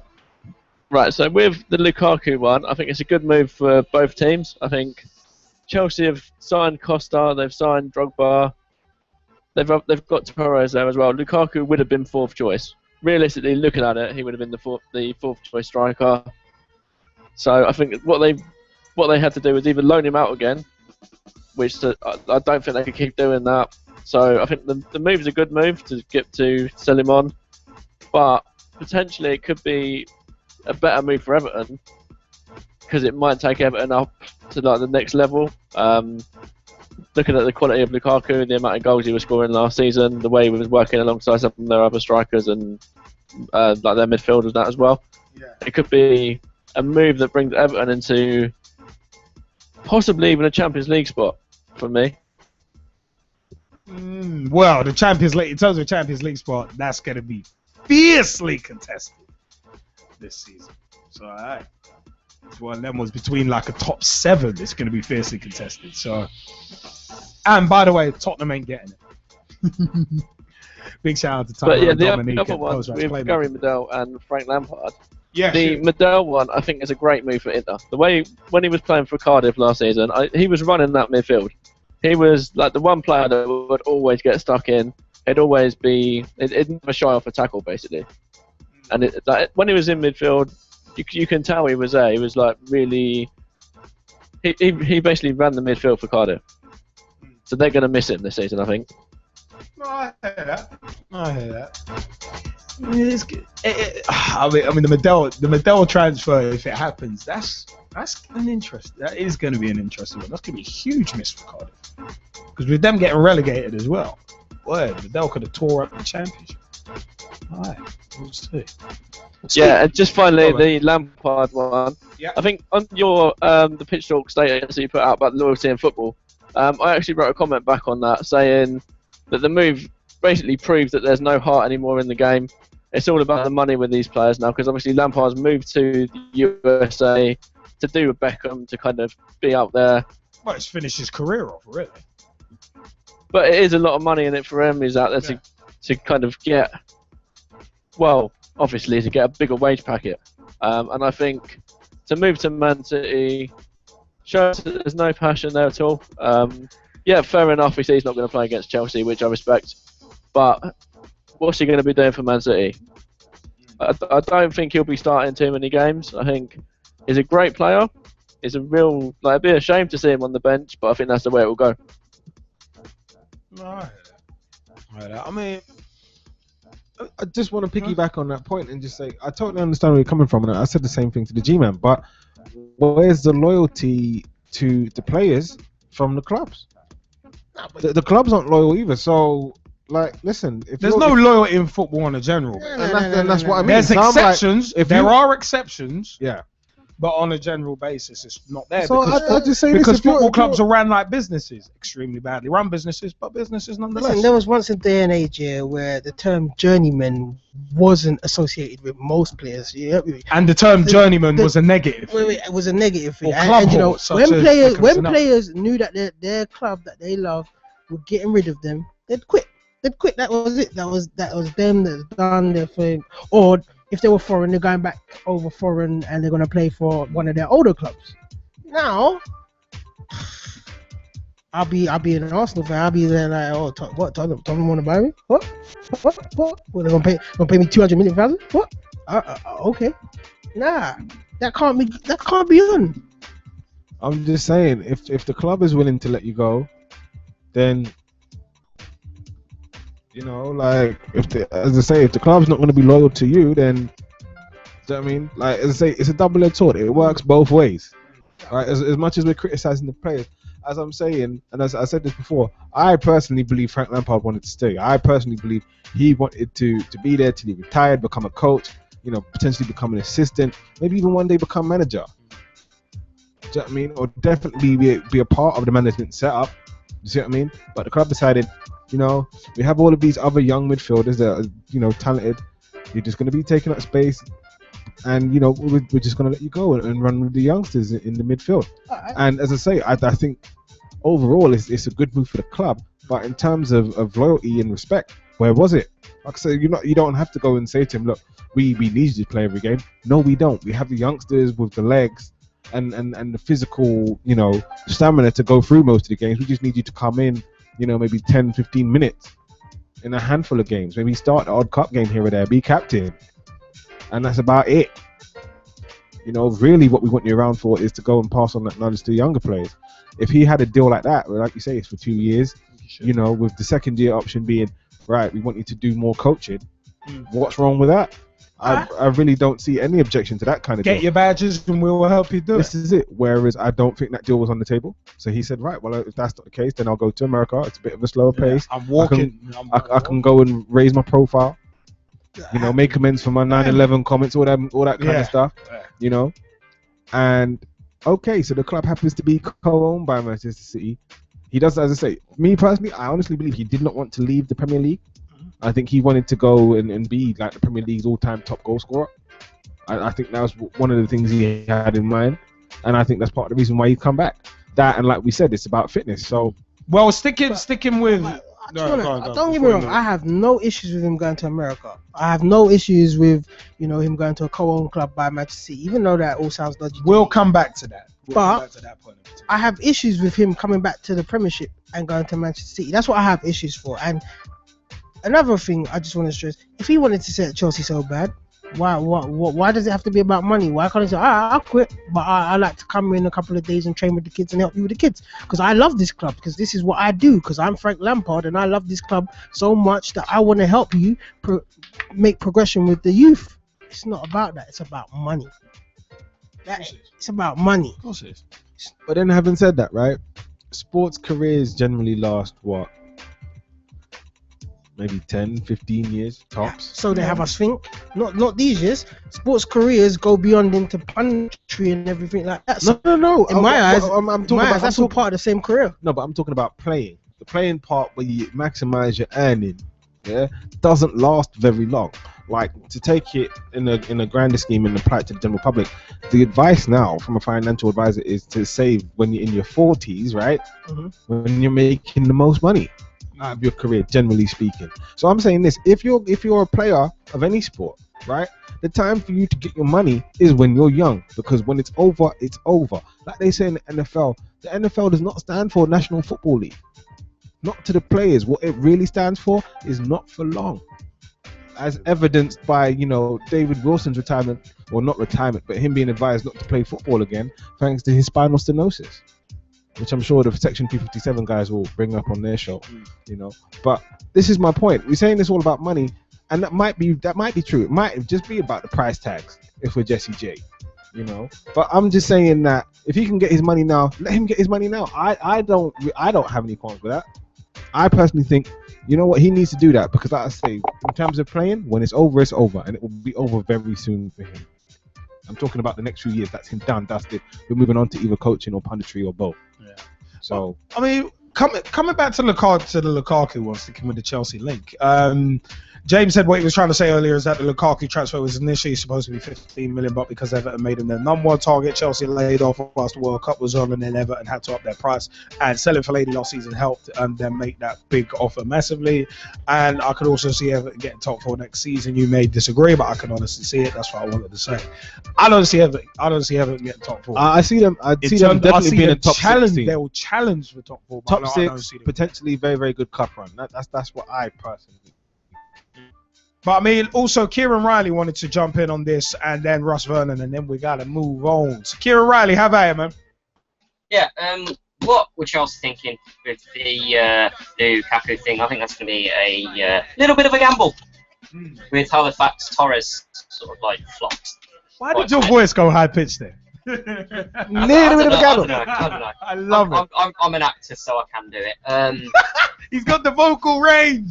He's projected. He's got the vocal range. Also, with the Frank Lampard thing, I don't get why he's only literally spent probably less than a month at something that's owned by City, and then he's not even had the chance to play yet, and he's already gone. That's one thing I don't get. Let him have a couple of games with New York, see how he does it, and then transfer him at Christmas or something. I don't know why they've done it now after like a month. But they kind of had to do it now because because basically New York City FC, yeah, they don't start until January because they're not registered for this year's MLS. So Lampard would legitimately be, unless he had moved to Melbourne City, he would have been sitting around twiddling his thumbs for 4 months. That's the caveat. That's what Arsene Wenger's on about then. What are you talking about? It makes sense why it looks so even more dodgy now. What, the Lampard did? Yeah. Look dodgy anyway. But it's one of them was that Wenger was saying about, oh yeah, it's going to strengthen our title rivals. That's why he's concerned about it. No, because technically. But that's basically what he was saying. The season doesn't start until January, yeah? Yeah, the MLS season. MLS season is January. So basically, Manchester City are basically getting a player for free that's on their own books. Yeah. Essentially, yeah. That's why Wenger is asking the question: is this to circumvent financial fair play? And I can see the point in that. But then, as I says to you, right, realistically speaking, it's kind of similar to the teams that you're affiliated with in terms of feeder clubs, right? In that, when you go and send an affiliate clubs, when you go and send your players on loan and they're playing for them, are they not still on your books? You know, all right. And if you have an existing agreement about their youth players, is that not again you signing a player that's technically on your books because you're giving them money for having? All right, you know what? Hold on, guys. I'm asking. You know, guys. Let's jump forward just for a second. Man City could send youngsters to New York City FC. This is from August 1st, 2014. Manchester City are planning to send young players to develop at their Major League Soccer franchise in USA. New York City FC, who signed England midfielder Frank Lampard from Chelsea in July, are owned by Man City and baseball giants New York Yankees, as we mentioned. But it's one of them was Manchester City's chief executive Ferran Soriano said we have a new right back, a new holding mid, and we will have a new central defender, and that's it. We don't need to sign new players for the sake of it.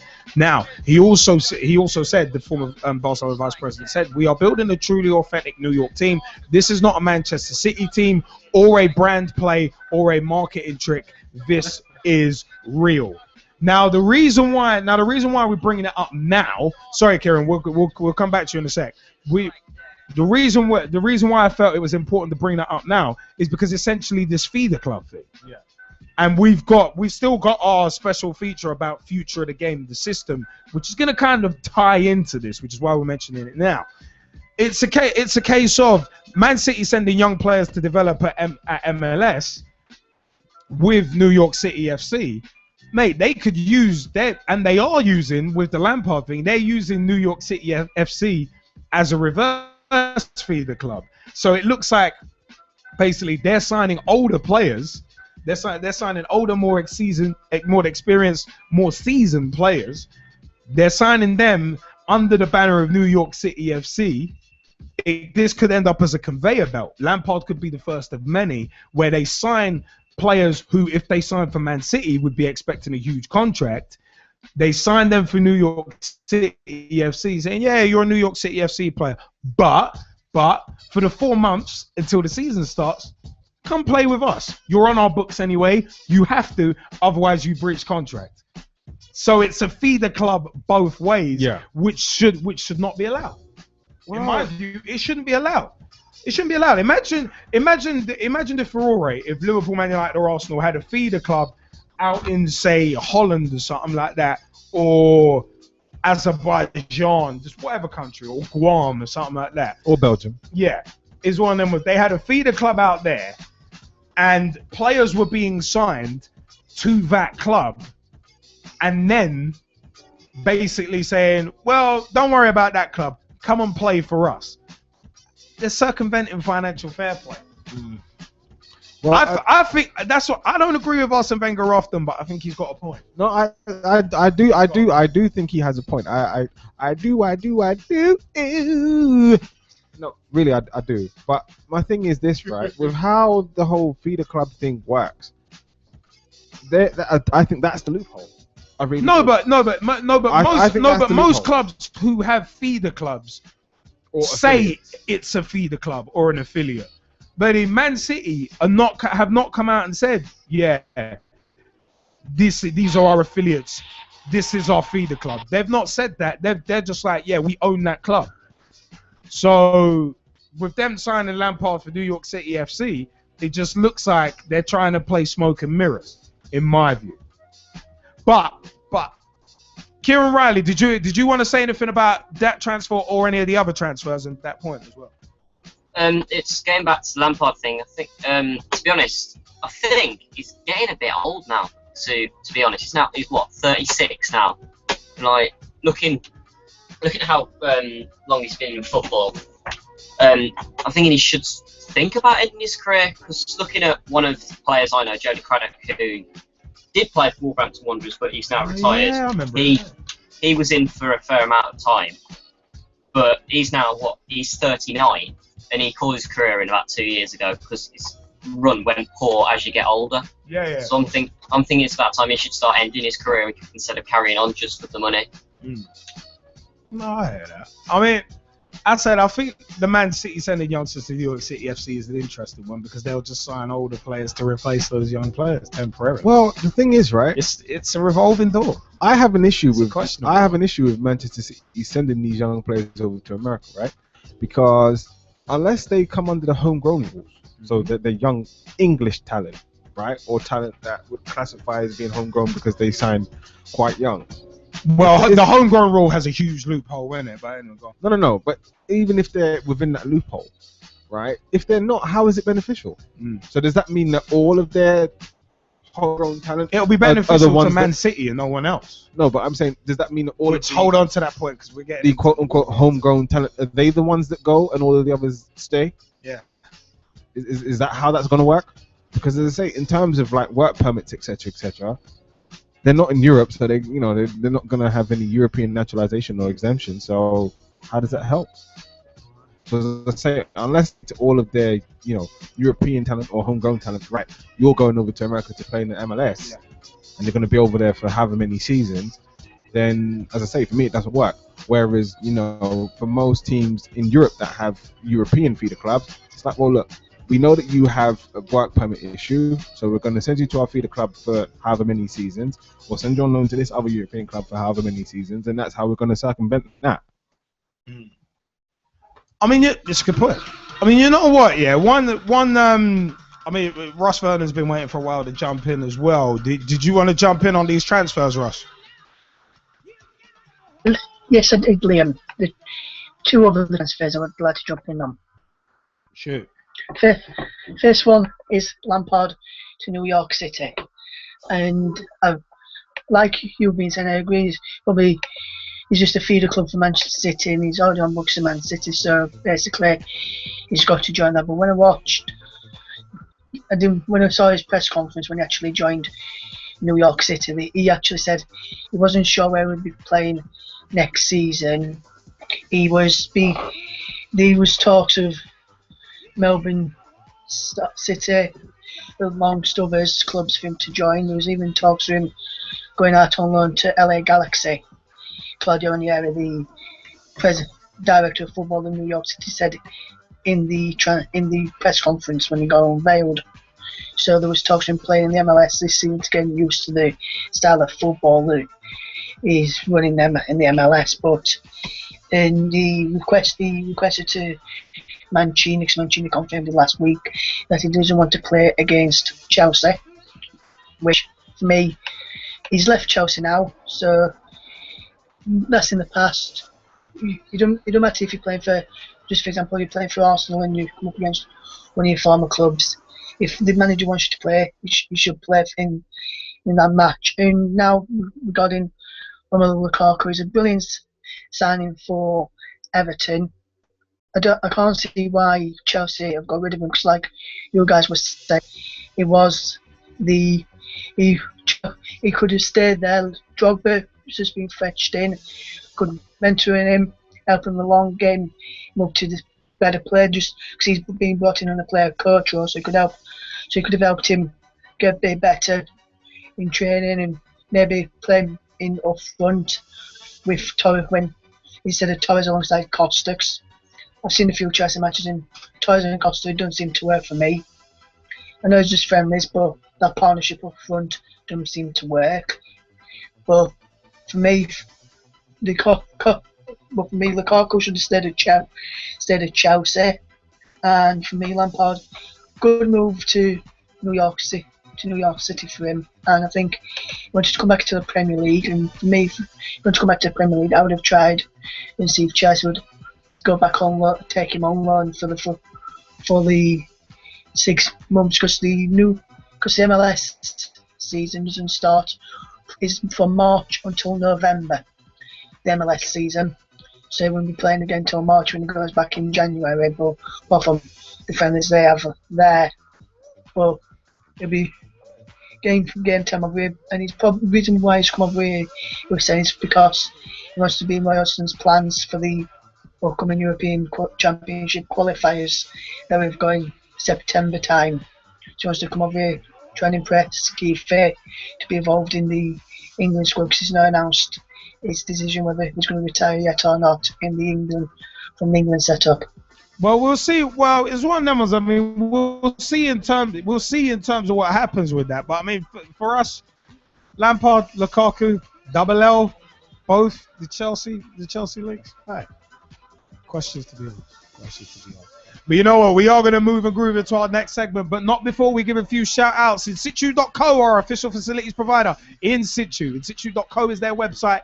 Create, engage, inspire. At InSitu Digital on Twitter. If you need a video filmed, then InSitu.co is where you need to go. It's one of them ones. Also, www.ljaproductions.co.uk. That is the new blood in digital video at LJ Productions on Twitter. As well, there was also official SXE, official_SXE, I should say. Simply Exclusive Entertainment. If you need a party or rave filmed, hit them up. Also, apparently rich.com, simple yet effective web solutions to get your company off the ground. As well, them was our official web production partner. One of them was, you lot are wrong. You are absolute wrong. You are absolute wrong. Would you like to, would everyone should we give Tara a wave? No. Tara's one? No, we shouldn't. We shouldn't, but we still will. No. I'm actually going to say good evening to Lily Alumi and give her away. Good How you doing, evening, Lily? Yo, Lily. And Tara as well. Go. We go. No. For us to give Tara and the G-Man away, just gave we Tara. actually have to swap seats, and you have to cue up the G-Man's theme. Why do you have All right, to swap seats? let's do it. Because I said a couple weeks ago, right, that we would have you give her away closest to the camera, and we still haven't done it. But that's Mike's piece, man. What are you trying to do? I'm not trying anything. It's on, boy. It's on, Mobo. It's on.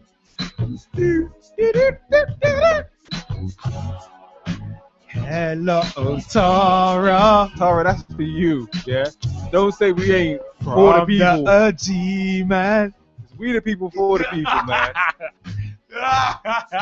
That's all I'm saying. Apparently, Mike Harneman's in London. Mike's in London. I'll come see you and sort you out. That's what he said. Wait. Hang on. If you're in London, where's Tara though?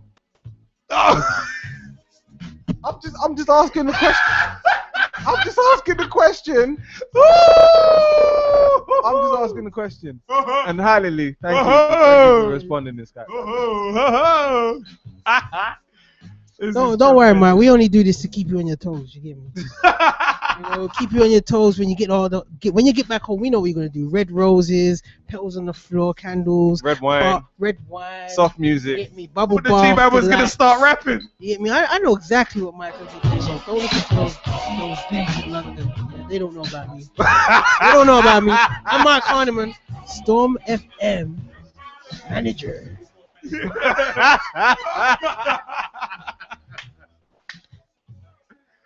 Oh, I love this show. I really do. Oh, I really do love this show. But you know what? It is time for us to And it's pause. also time for us to swap seats again. Tara, that was for you. And now we're going back to our regularly scheduled. Anyway, back to the seats. Anyway, back to the seating plan. You know what? It's time for us to drop into just a bit of.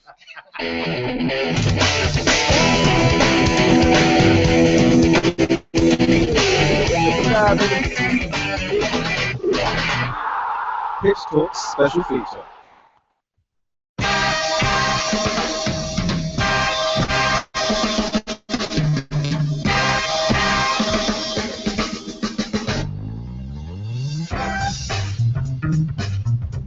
This is Pitch Talk, and it's a special feature, cause it's Monday night. See the show by the T-shirt, and the straight shooting ones wearing a T-shirt. See the show by the shirt, No, I'm kidding.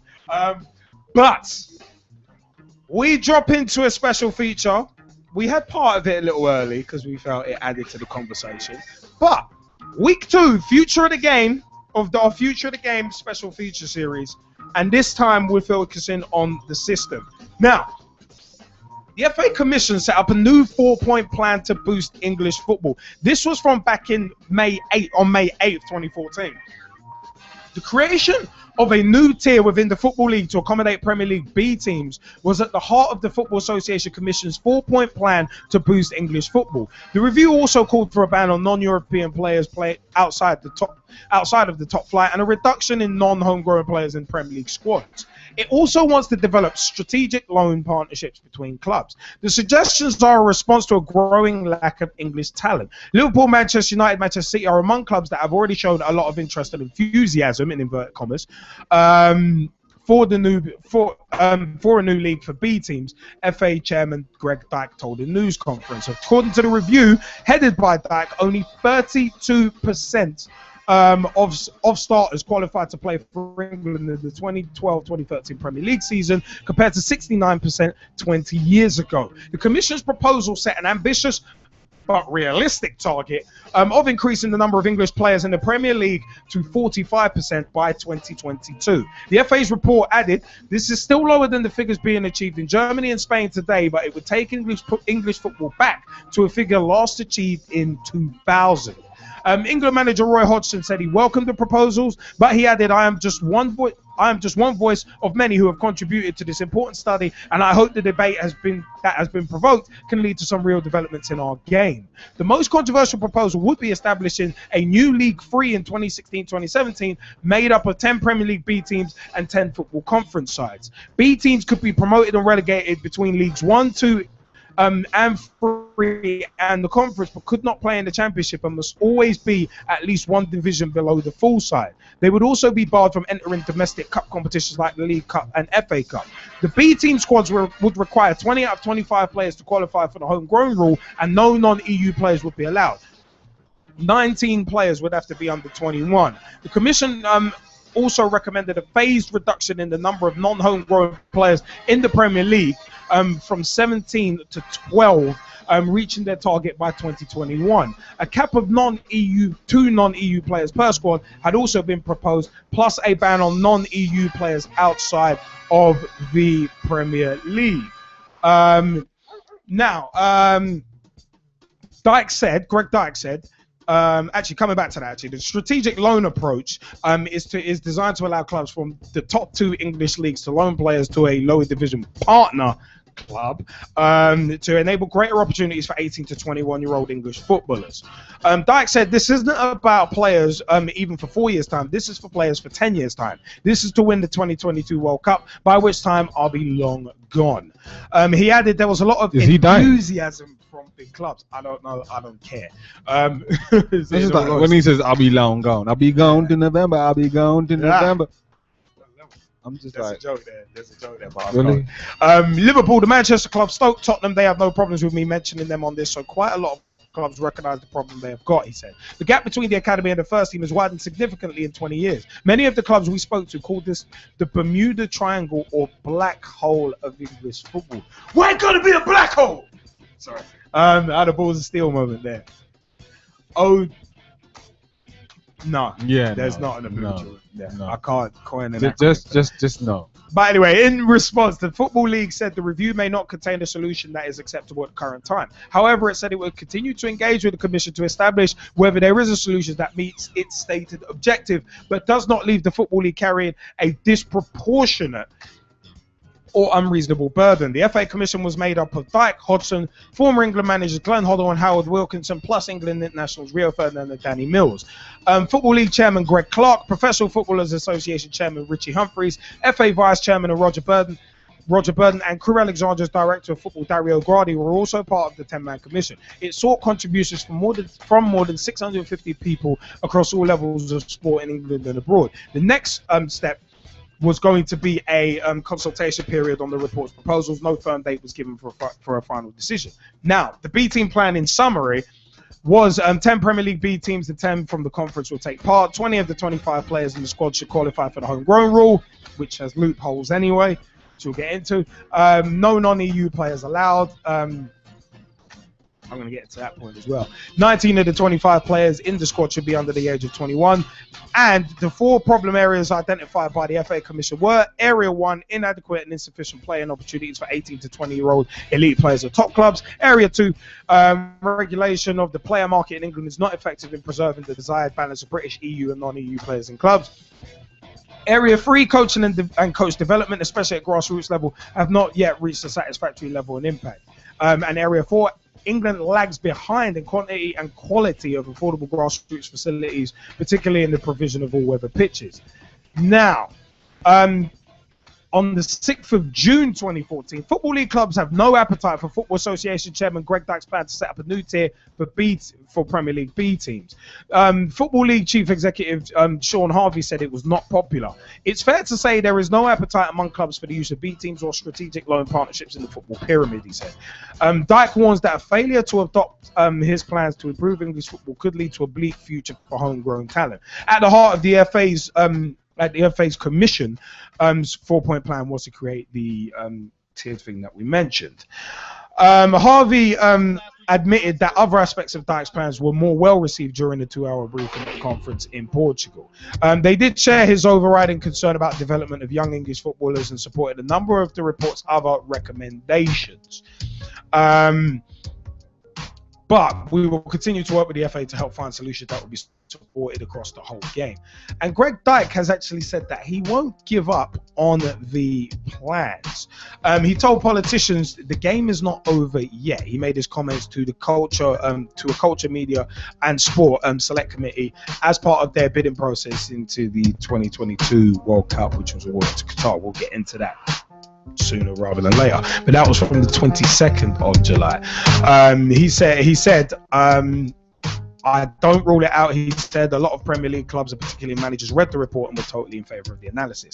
Dyke added that there were too many bog standard foreign players in the Premier League and claimed that in Germany's Bundesliga there was an unwritten agreement about the numbers of domestic players that play in it to get around European employment laws. Now, there's a lot of bones to be picked on this. I'm going to try and take it in somewhat of a reverse order, because Greg Dyke saying there's too many bog standard foreign players in the Premier League and claiming that in Germany's Bundesliga there's an unwritten agreement about the numbers of domestic players that play in it to get around European employment laws. For me, I think Greg Dyke's looking at this the wrong way. Him coming out and it's the art of deflection, which you two have accused me of on occasion. But the fact of the matter is, You're deflecting again. Terrible. No, but you're an idiot. But anyway, I'm not deflecting that. But anyway, no, it's one of them ones where Greg Dyke coming out and saying that in Germany's Bundesliga, there's agreements on domestic players to get around European employment laws. What the hell has that got to do? What the hell has that got to do with his plans? It's nothing to do with it. Also, bog standard foreign players. Well, if bog standard foreign players are getting more time than English players, then you've got to look at why. Inflated transfer fees are one thing, and those top clubs that Dyke mentioned, the fact of the matter is they're the ones feeding that machine, because they're getting El Cheapo foreign players, developing them into world beaters, and hell, it's one of them was if you can buy, say, a Cesc Fabregas for 1 or 2 million when he's 15, rather than buying an English player for 10 times that when he's 16 to 18. Simple business logic says you're going to go for the younger, cheaper foreign import. Forget business logic. Just look it's at the maths. pure maths. Yeah, just look at the labour market in England. A lot of cheap foreign labourers come over. A lot of English people, supposedly indigenous English people, want to complain about the foreigners are coming over and taking our jobs. But at the end of the day, if you'd taken the jobs of cleaning the toilets and sweeping the floors, then you wouldn't have it. Then there wouldn't be an issue because someone wouldn't have been able to undercut you in that way. Bearing it, I say that purely. I say that as a second generation individual in terms of my family being from the Caribbean. So it's one of them ones. I'm second generation in my family. But it's why. But the fact of the matter is, inadequate and insufficient playing opportunities for 18 to 20-year-old elite players at top clubs. Have you ever thought maybe those players ain't that elite? Maybe it's one of them ones. This is what frustrates me, because you're looking at playing opportunities for 18 to 20-year-olds. No, brethren, you need to be looking earlier than that. You don't develop a player like John Sitton said at PT Meets. John Sitton, which is on youtube.com/pitstop. You don't start developing players at 16, 17, and I'm sure Samir Sawney would agree, and Manisha Taylor would agree. They work with children from the ages, and look at Motivate Sports and Fitness, what they're doing in Southall at the moment. Yeah, 7 to 14. By the time it's 16, it's too late. You don't start development then. It's one of them ones. At the end of the day, you start development early. If you want an example of that, just look at puberty. Puberty don't kick in at 16 to 18, does it? It starts earlier. Development starts earlier is my point. But the fact of the matter is, regulation of the player market in England is not effective in preserving the desired balance of British, EU, and non-EU players and clubs. The fact of the matter is, it's that EU players. That's what gets me. No non-EU players allowed. There's not a great deal of non-EU players in the Premier League anyway. The problem is English talent is not being promoted and it's not being developed. So the European Union covers a hell of a lot of ground. Exactly. It's one of them was the fact that you can get a work permit here and then work anywhere in England work anywhere in Europe from what I understand. So the whole we're gonna limit non-EU players, it's a dead argument. It's a dead argument. What? So essentially all you're gonna do is stop anyone from America, South America. You're not gonna stop Oceania, Asia. You're not gonna stop the influx of cheaper Spanish, Bulgarian, Dutch, German talent coming to England. I'd pick those countries just out of the top of my head as European countries. So again, it's a case of it doesn't compute with me. But also 19 of the 25 players being under the age of 21. Again, that doesn't necessarily make sense. But also, there's 10 Premier League B teams and 10 from the conference would take part, and that is a messed up. That is kind of a messed up one, because that's unfair on the conference clubs that are there. Because those Premier League B teams, it doesn't say anything about capping the amount of money that the Premier League club can give to the B team. See, again, they're missing the point. Like a broken, to quote John Cena's Basic Thugonomics, like a broken needle, kid, you're missing the point.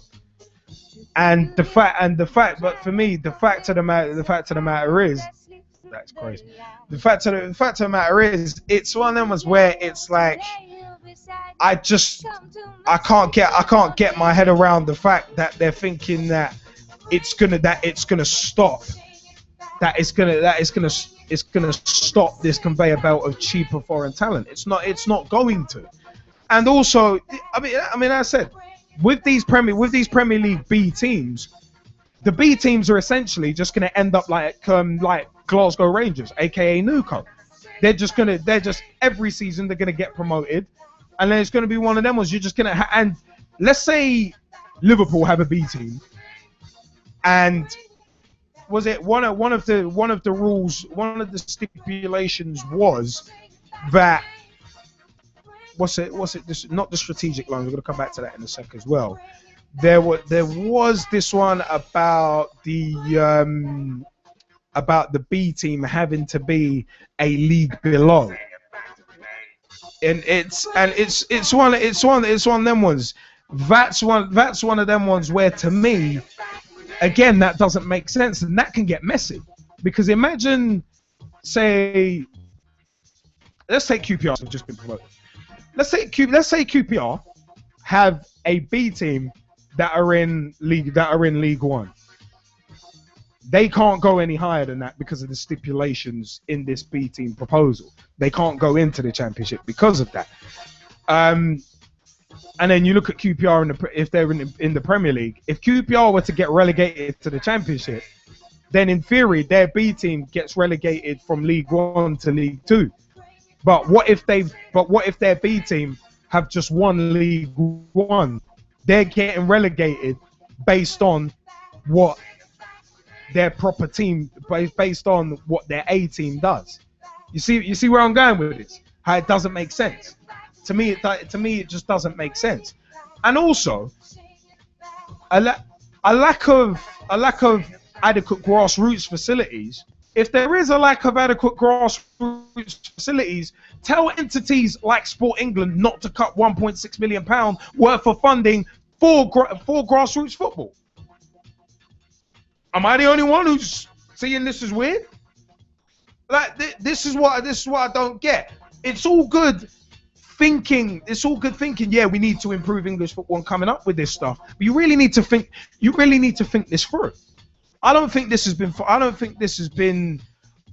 do not think this has been thought through properly, to be perfectly honest. And also the fact, one of the other facts of the matter for me is this whole thing increasing the number of English players in the Premier League to 45% by 2022. That's fine. That's fine. I don't mind that as a target. It's ambitious. It's realistic. Fine, but you look at the other end game, where Greg Dyke said this isn't about players even for 4 years' time. This is for players for 10 years' time. No, you should be going further than that. You should be looking 10, 20, 30 years into the future, because that's how you build foundations. You don't look 5 to 10 years. You look further than that if you're building the infrastructure of a nation. And also, the part of Greg Dyke's quote, this is to win the 2022 World Cup. No. Again, no. You don't do all of this build-up just to win a trophy in 2022. No. This has got to be a continuous thing. This should not be, the end game should not be Qatar 2022. Because what if we don't win the World Cup? Then what? you look like a fool for saying that was your end game. What if we go out at the quarterfinals? What if we don't make it out of the group stage again? Then you look like idiots. And what if the talent pool hasn't increased by then? We don't live in the world of ifs, buts, and maybes, but at the same time, you do always have to look at what if. So that's my view on it. I can totally understand why the Football League wouldn't go for these ideas. Because at the end of the day, it just keeps the footballing pyramid upside down. It really, really does keep the footballing pyramid upside down, because you know the B teams are going to be smacking up the League One, League 2 conference teams all the time, and it's gonna end up as it'll end up like what they're proposing: half a league of B teams, half a league, and then the other half of the league fighting for the scraps between themselves, and it's not fair. It's not fair. But guys, what do you reckon of this before we throw this out to the Skypers? You know, I do agree with you, but I'm actually going to pause for a moment. I am. Really, why is that? No, out of, respect for, those who fought World War I. Those who defend the country, defend our honor, defend our liberties. And I'll answer the question in a minute. All right. Let's have a little put. Kieran thinks he's directing the show. It's like, but yeah, I mean, but it's one of them ones. We have been asked by the PT. We have been asked by the PT family to have a moment's remembrance in terms of the commemoration of World War I, and we have no issue with that. So, for a minute, we're gonna pause the tunage.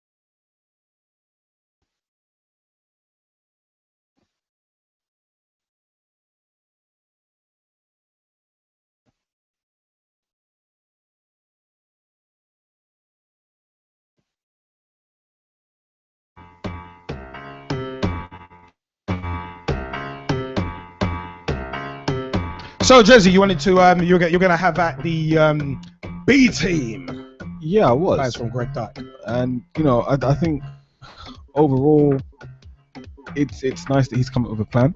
It is. I think it's nice that he's not going to give up on this plan either. But I also think that the plan needs restructure, and I think it needs to be looked at in a completely different way. I actually agree with you when you were talking about these 10 Premier League teams in this situation, where they're essentially going to be having their best youngsters compete in this. They are going to be the only teams that really benefit in this situation, right? Year in, year out, season in, season out, because not only will they have quote-unquote better players because the clubs are able to attract those players, right? But they have access to quote-unquote better coaches and better facilities. So if you combined all of those advantages versus a player at, I don't know, let's say a conference club that has no money because grassroots football is not being funded, not in the same way as, you know, top flight football, then how are you really developing English talent? Yeah. You know, if anything, it's keeping the pyramid lopsided. Exactly. As it already is. So if anything, you know, we kind of forget about this pyramid thing and make it into more of a circle. Yeah. You know, so everybody's even. But you know, as I say, I applaud the fact that he has a plan, but I just think that plan needs to be looked at and amended. I really do. I think that something like that does need to be put in place to aid young English talent, because. But it needs to aid everybody, not just the Premier League teams. Because Yes. all it is just Premier League B teams. Yeah. And it's not fair it's legitimately not fair on the other football league side. No, it's not. But And it's I one already of said them that ones. the teams that will benefit are those Premier League Yeah. teams. It's and no one else. basically 20 teams at the expense of another 92. Which is not on. Yeah. Yeah. G-Man, you want to jump in on this? No, I just want to say, you know what? To me, it just seems like he won. To me, it's mind-boggling at the moment what you've just read out, and from reading it as well. It's just there's a lot that he wants to cover. Yeah. And wants to cover it all at once. It seems like the way it's being portrayed, and you know, I think, you know what? You got to look at the basics. The basics are The issue is we have too many substandard foreign players in this country that are taking the position of a lot of young English talent. That's what the fear is from the FA. Yeah. That's what the fear is from us guys here. Yeah. And you know, we've spoken about it many times. Yeah. And you know, to me, there's simpler ways of looking at the issue rather than trying to tackle it with a B League. You know, and then scaremongering by saying, like, you read something out here. Oh yeah, Greg Dyke saying, it will be if these initiatives are not taken on, I foresee a bleak future for English football. Not just that, like the academy system. How long has the academy system been in place? What, 10, 15 years? Oh, you know, it's still it's baby steps. Yeah. To you know, in terms of how many clubs have rarely got theirs swinging and adopted it.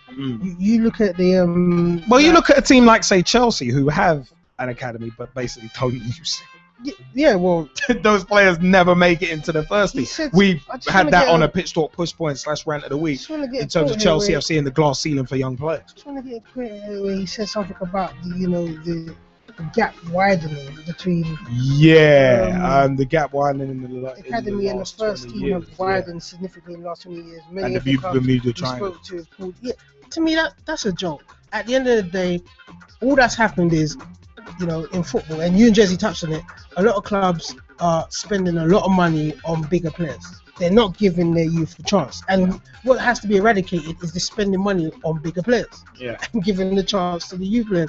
You know, my personal opinion has always been they need to bring some sort of caps in. Yeah. Caps will cap clubs from spending a certain amount of money on players and bring some order to the wage structure, and then bring some order, in my eyes, bring some order to, you know, the linear fashion of how players will progress. But then the 20 Premier League clubs last season couldn't even agree on some sort of financial fair play initiative, some sort of loosely based thing on what UEFA did. True. They couldn't even agree on that. True, but because it's dog eat dog and everyone's out for himself. Making out players are getting lost in some sort of blue Bermuda Triangle or black what? What? Are you saying that? But making out like players are getting lost, you know, that is absolutely rubbish. Because when you see the likes of you know, for instance, Luke Shaw getting bought for how much? About 18 million. Chambers getting bought for how much? Yeah. Oxlade-Chamberlain getting bought for how much? Theo Walcott getting signed for how much? Taking it back for how? Theo Walcott, but taking it back even for Pennant getting bought for how much? Yeah. £1 million at 15. You know, How much did you buy Fabregas for? Why these? How much did you buy Fabregas for the same age? At the same age? What, $500,000? So it's like, wow, how are these players? It speaks for what itself. What sort of Bermuda Triangle are you talking about? Because at the end of the day, when you do make these B leagues, and these players then start to get televised and get their own, get exposure. How much are they going to be getting sold for? How are they going to move across the country, let alone abroad, if they try to? Yeah. To me, it just doesn't make sense to me, because it's like. You know what needs to be looked at, don't you? The homegrown rule. To me, the homegrown rule has a absolutely huge loophole in it. Even when it first came out, straight away, I think it was Sky Sports who straight away showed there's a huge loophole in it, and that loophole was Emiliano Insua, who before he was 21, we signed him at like 15, 16. So the homegrown rule is that you count as homegrown if you've spent 3 or more years in that country before your 21st birthday. So essentially, Fabregas would count as homegrown because you bought him when he was at 15. So you see, they're not looking to close that loophole. Yeah. They're just saying about non-EU players. That's good. They're just saying about non-EU players. So again, like a broken needle, kid, they're missing the point. Yeah. I think they're missing the point. In my view, anyway. Yeah, that's why I want to leave it as well. Because I just personally, I think money is a big factor, especially with the younger English talent. And until they sort that out, I think anything that they put in place is still going to be problematic. Yeah. I mean, you know what? We got Kieran Riley who wanted to jump on this, and then Mike Kahneman. But Kieran, have at it, man. Yeah, the idea of B team, I think it might be a good idea, but I think that should be more for like all the reserve players that are just stuck on the bench all season with absolutely jack all to do. But the League 3 thing, I wouldn't be able to understand. It probably would be a massive money making scheme, but as well as helping the future talent of England, I think it's going to take it will mean that all the non-league teams are going to have to work even harder to get themselves up the leagues if they do incorporate League 3 with League 1 and 2. If you get me. Yeah, no, I definitely do get you. I mean, it's one of them where it's not as if the non-league clubs aren't working hard already to try and get up leagues. It's not as if they're not trying. But it's just gonna. The fact of the matter is, it's just going to make it even. It's going to make it even harder for them. It's going to make it even harder, as if it's not difficult already. But Kieran, did you want to carry on? No, that's it. Big T said something here interesting. We put a status up. Are B teams and the League 3 needed to help the future talent of England, or is it just a massive money-making scheme? Yeah. And Big T's actually no. If anything, we need more teams from the conference, and the Conference North and South in the St Johnstone's Paint Trophy. Make the competition more open and encourage more teams to showcase their abilities in a tournament that could win them silverware and a trip to Wembley. Well, you've just reminded me of something. Actually, you reading out Big T, throw them T's up. One half of the tag team champions of the world. You just reading out Big T's comment reminds me of a pitch talk push point we had last season. You remember this, guys? No cash for next gen. Yeah. So they ain't got the cash for next gen, but they want to start up B leagues. Again, doesn't make sense to me. Why not help out next gen? Because wasn't the intention of that to help under 21 players? See again, like a broken needle, some people are missing the point. That is the frustrating thing for me.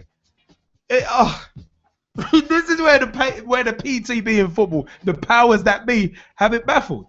I'm sorry, but that's where they have. That is legitimately where they have it baffled. I mean, before we go to Mike Kahneman, Sam Greenham, you wanted to jump in on the point Kieran made about reserves, yeah?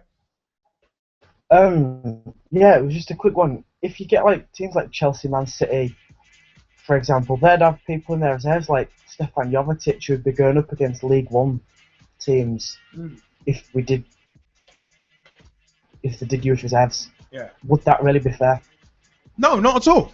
But for us, that's the point. That's the point of the B leagues not being fair. It's one of Nah. them because you know those Premier League teams have got so much more resources. It's not fair. I can understand the under 21s and homegrown English or British players, but if you was bringing reserves into it, bigger teams like that would just absolutely crush lower league sides. Yeah, no, exactly. And the homegrown rule, as I said, there's a huge loophole within that anyway. So the bigger teams, the bigger teams would get it. They would circumvent that easily. So I mean, Mike Harneman, you wanted to jump in as well on this. Yeah, I've just got something to say to what BT said, and also something else to add as well. Partly what Colin said as well. What Big T was saying about the JPT is a brilliant idea. I think to see conference teams in the JPT with a chance of getting silverware would be brilliant. Luton showed that the year they got relegated, when obviously they would deduct the 30 points and they went down into the conference but still won the JPT that season as well. I think for conference teams to be able to do that would be brilliant. It's happened in the past with the LDV Vans Trophy. Stevenage were in there as a conference team, and I think they ended up playing, I'm not sure who it was now, a League 2 team, League 2 team anyway, and progressing through the competition a little bit. And I think it would work. I really think it would work.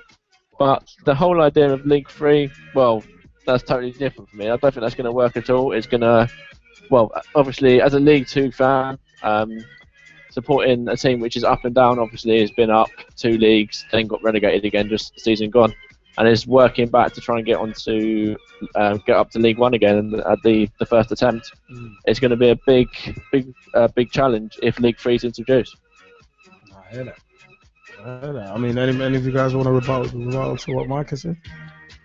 No, I think that's another interesting point that, realistically speaking, again, hasn't really been given enough consideration. And I think, as I say, in terms of the young players in question, it really doesn't help anybody apart from the teams in the Premier League. It's not conducive at all. Like, yes, the players from the teams from the conference will be playing against these players week in, week out. But as I say, we're talking about the other advantages that they have, in the sense of they have access to better coaches, better facilities, so on and so forth. There's no level playing field here. So it really, it's really not about, the development of young players universally, just the development of young players at the top clubs. So, for me, unless you're trying to develop these young players universally, there really is no point.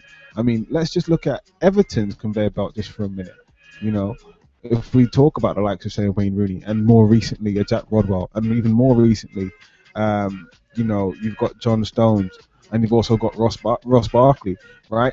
Those players have come from a club where, realistically speaking, did anyone see those essentially potentially world-class talents coming from there? No. By the way, I'm glad Ross Barkley signed a new contract to Everton. As am I. Good. Right? Keep your feet on the ground, keep reaching for the start. So what I'm also saying is, for English football to really, really be moving forward, you should have the likes of those kind of players popping up everywhere. Yeah, exactly. As opposed to just that, as I say, the Premier League teams. So my issue is with the whole plan is this. Currently, it's only there to benefit the 10 Premier League teams that's involved, when really it should be benefiting English football as a whole.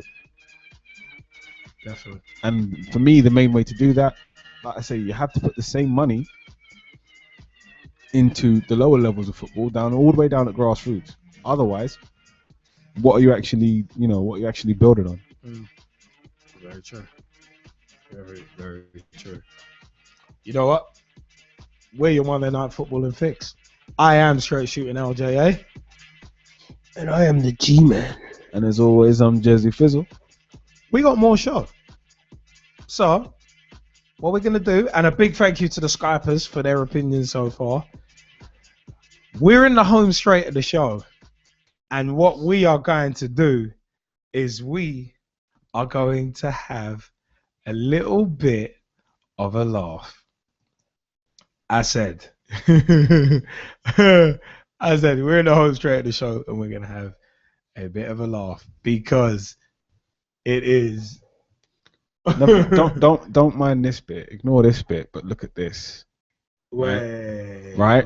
And I'm saying this, right? Do you remember what I was saying to you about replacing the players that have gone out piece by piece? Yeah, shoot that one out, man. That's what it is. That's a good point.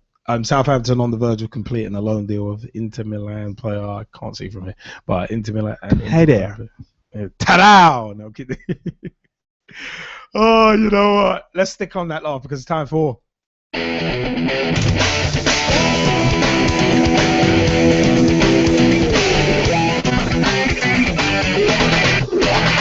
What's the matter?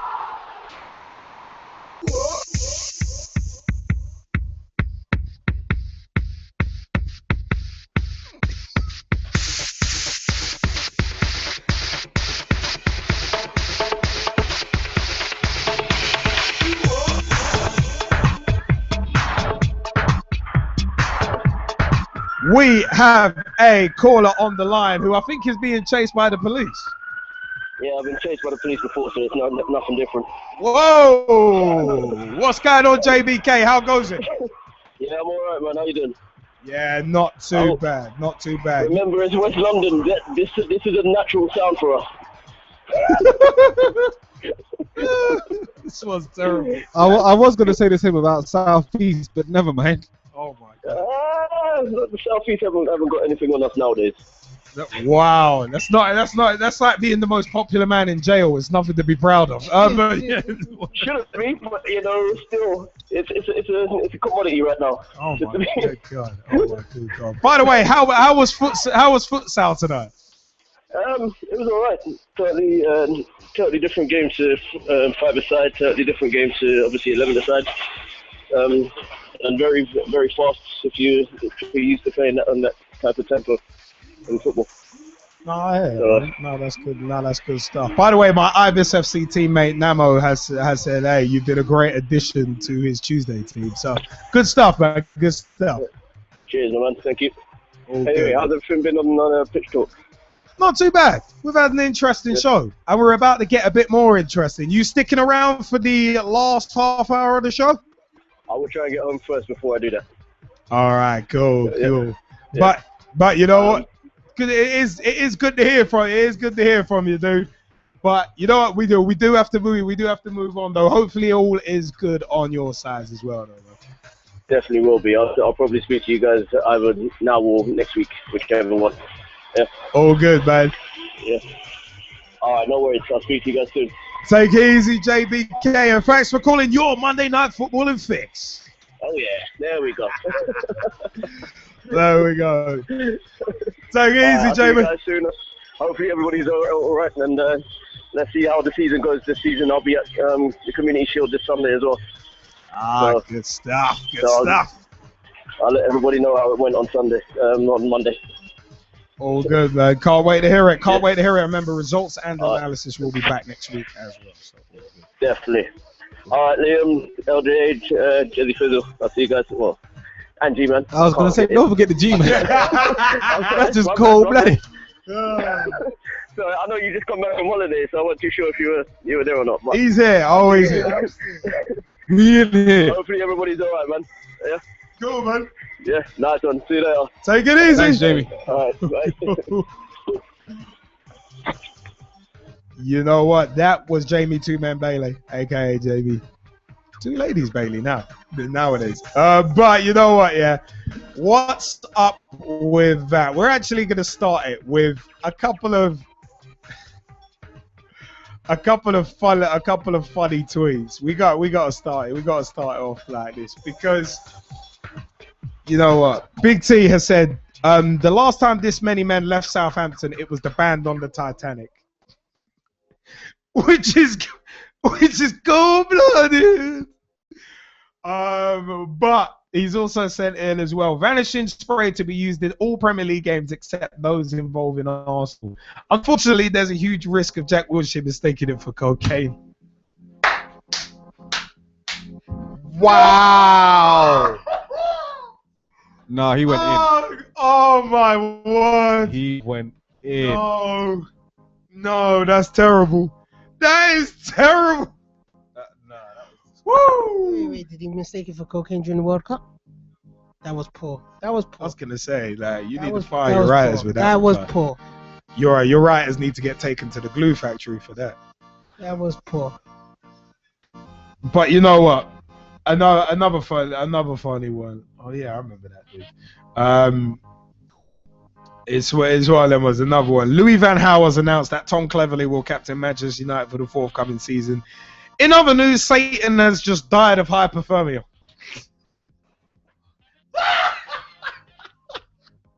Woo! I love it. I love it. Put them T's up, man. Go put them T's up. Big T, you the man, homie. I love that. I love that. You know what? Speaking of what's up with that, though, Jim White's goal line provides salvation for football fans. This is just the Everest of scraping the barrel for a certain entity. As despairing football fans across the country reach breaking point, Sky Sports have called upon iconic presenter Jim White to be their saviour by serving as the voice behind the Sky Sports goal line, a unique helpline designed to rescue those caught in post-World Cup come-down. Those in need of a football fix should simply dial a number to hear the concerned voice of Jim White, who, with tongue firmly in cheek, will rescue them from despair. By the way, if you want a football fix, this is your Monday Night Footballing fix. Anyway, once the caller has selected their Barclays Premier League team, they will be able to hear their side's glorious goals brought to life by the unmistakable voice of Martin Tyler and fellow commentators, all of which were captured during the 2013-2014 season. Jim White said, I can sympathise with all those fans out there. Until Sky Sports asked me to help out on the goal line, I was on the brink. I simply had no idea of how I was going to cope over these next few weeks. I couldn't be happier knowing that we'll be doing our bit to help fans relive their team's greatest moments of last season, reminding them that they'll be back with every kick, every kick of the way games that matter live from August 16th. Guys, what do you reckon of this? Because for me, this is scraping the barrel in terms of it's just sad. It is just sad that to do this. I mean, I can understand for a day or two is a rip, but I'm sorry, I just find it sad. Have Paddy Power not got anything similar? I'd expect it from Paddy Power because Paddy Power are known for funny stunts. Yeah. But a reputable place like Sky Sports, and personally, and these are not the views of Pitch Talk, its affiliates or subsidiaries. This is a personal straight shooting LJ view. Sky Sports have really fallen down in credibility for me over the last few years, anyway. But stuff like this is, I mean, it's funny for about 30 seconds, and you think, wow, that's really scraping the barrel for content, whilst the Premier League's not on. We're here doing meaningful special features, and they're doing that crap. It just goes to show how important the Premier League is to Sky Sports. It really does. Yeah, no doubt. That's why for me personally, Premier League, as much as the G-Man wants to tell me it's the best league in the world, and pretend like it's the only league in the world, it ain't. It ain't. Yes, it is. It ain't. And I'm just saying, there's all.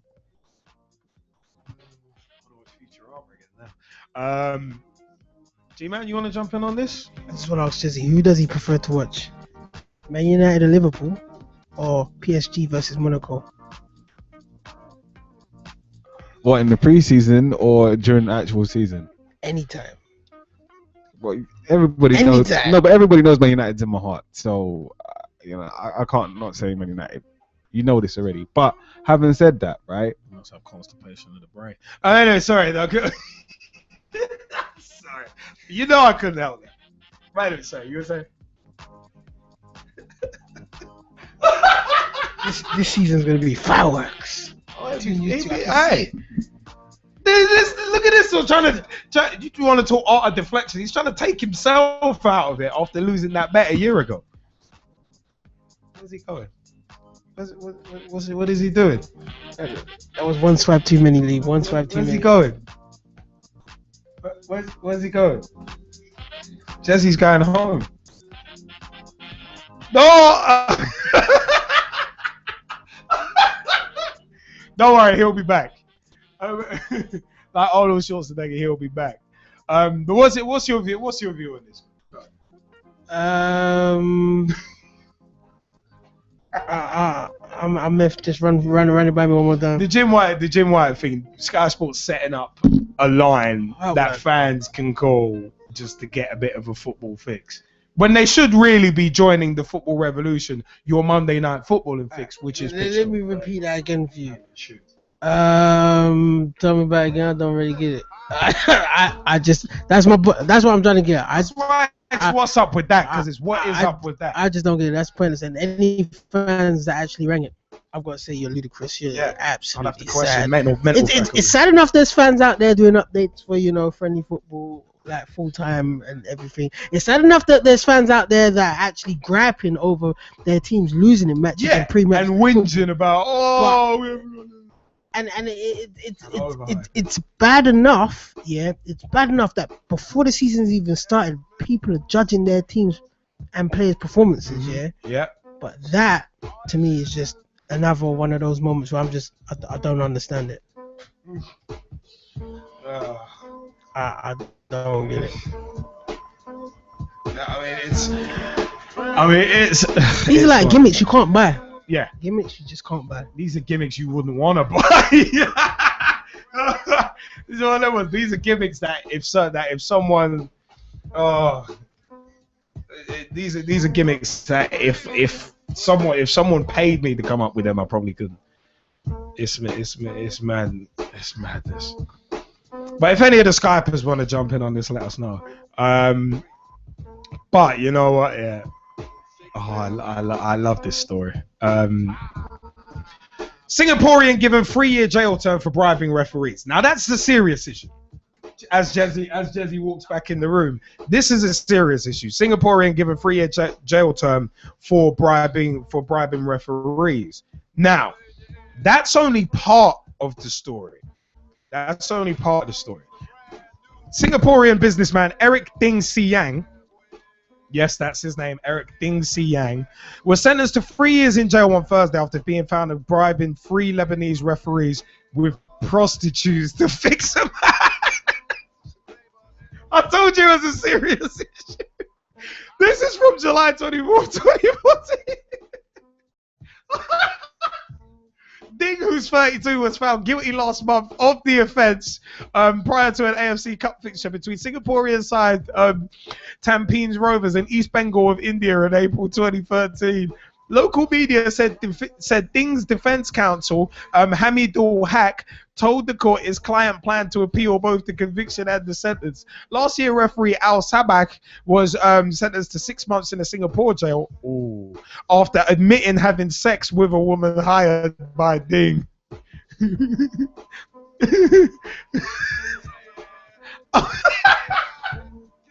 Wait, who's hookers today? Ding! Ding's prostitute. Those be Ding's hookers. Ding, excuse me, hookers here. Assistant referees Ali Eid and Abdallah Taleb were each sentenced to 3 months in prison. All 3 were replaced for the fixture. FIFA and the Asian Football Confederation, AFC, handed Sabak a lifetime ban from officiating and banned him from entering any stadium in the world after the conviction, while Eid and Taleb were given 10-year global suspension. Guys, what do you think of this? And the Skypers let us know. He's bribing. Dude is Oh no, that is cruel. We've just literally seen a picture with a lady with a stump for a hand. And she has a T-shirt on. Where's the stump? Look. I swear that looks like a stump to me. There's the rest of her hand. Where's the rest of her hand? Here. Oh, I thought there was a stump. Sorry, I saw that the wrong way. Oh, she's got a rip in her T-shirt and it says Suarez was here. That's cruel. I saw that out of the corner of my eye. But you know what? Yeah. Eric Ding Siang sentenced to 3 years in jail after being guilty of bribing 3 Lebanese referees with prostitutes to fix a match. Guys, what do you think of this? Because this is another one with that. This is another one in the league of that Hoffenheim story, in where them 2 people were banging away in the stands. But what do you reckon? What do you reckon of this Singaporean story? No, you're right. It's definitely up there. But for me, I have to say that, I'm actually glad to see the authorities actually taking a stand against bribery and match fixing. Well, I think the referees and officials might be standing up. Might have been. Oh my goodness. But yeah, no. As I was saying, I was glad that they're actually taking a stand against these kind of things.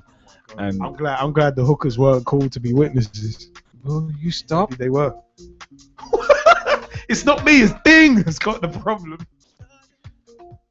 But yeah, no. As I was saying, like, I think it's good that there is, the authorities taking a stand on this kind of thing, and that people are being punished. I just want to see it applied more widely. That's it.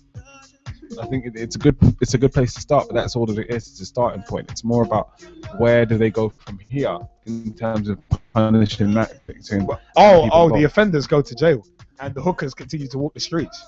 The prostitutes continue to walk the streets. I swear they're going. I'm sorry, I can't. You know what that was? I can't take it seriously. Bribing referees with prostitutes. I mean, if Big T was here, he'd be having a field day with this. You gotta throw them T's up with this. It's terrible.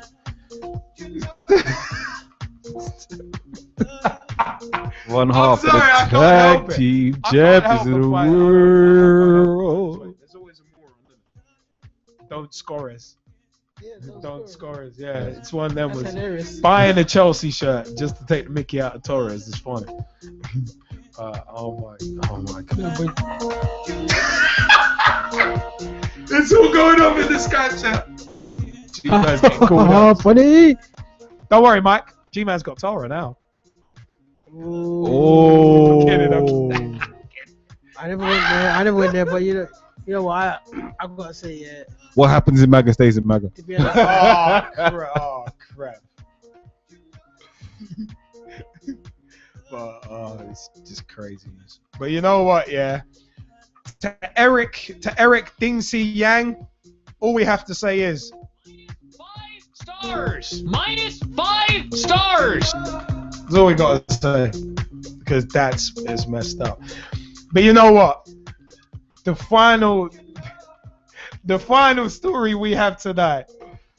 We're gonna round out the show with Manchester City's Ask Jesus or Ask Jesus. Ask Jesus, Twitter as it takeover. was. Ask Jesus. Twitter takeover quickly descends into chaos as Premier League champions are trolled relentlessly. Manchester City's latest Twitter takeover saw Spanish winger Jesus Navas take the reins of the club's official Twitter account, with the Premier This is League champions hilarious. asking fans to send in their questions using the hashtag #AskJesus, Ask Jesus. Cue chaos.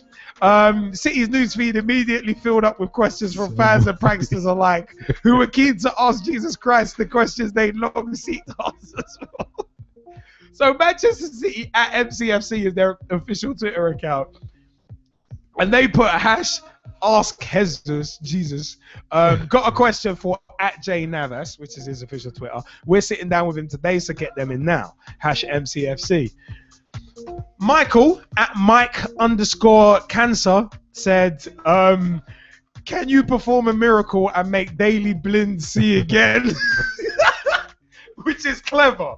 Which is actually clever. The way blind is spelled, that is actually clever. I like that one. The Stebby @Vos Scouse Lads. Who's God's preferred winger? You or Moses? Ask Jesus. Jesus. Jesus is Lord. Oh god. And make sure you check out the pitch talk down at the shop. L Scouse @L Said, did you prefer City over Chelsea because their owners are Roman? That's another really good one. Ask Jesus. Alpha Zaba @Alpha ZABA Zaba. You fed 5,000 people with 5 loaves and 2 fish, so why didn't you give Yaya a cake? Ask Jesus. That is brilliant. That is my new. You know what? That's gonna be my new status. That is gonna be my new status. No. Oh my god. That is absolutely fantastic. I'm sorry. No, that's cold-blooded. We gotta know. I said this had me crying when I first saw it. Jack Allen at Jack_J_Allen has asked Jesus, do you feel a little awkward as a winger do you feel a little awkward as a winger whose job it is to supply crosses? That's another clever one. That's taking the weirs. I almost swore there. It's that funny. Chris at ChristoV86 said, "Ask Jesus." "Ask Jesus. You walked on water, but can you do it on a cold Tuesday night in Stoke?" That's probably the silliest. But oh my god. Oh. Messi Minutes at Messi Minutes said, "Ask Jesus, what are your thoughts on Judas, and do you think he should start over David Silva this year?" At Unredacted, at Unredacted Blue at Quagmire is Blue asked, "What are you like on crosses?" That's cruel. What are you like on crosses? No. But the next one, Heisenberg at Gaff NR, "Can you explain why you walk on water but dive on grass?"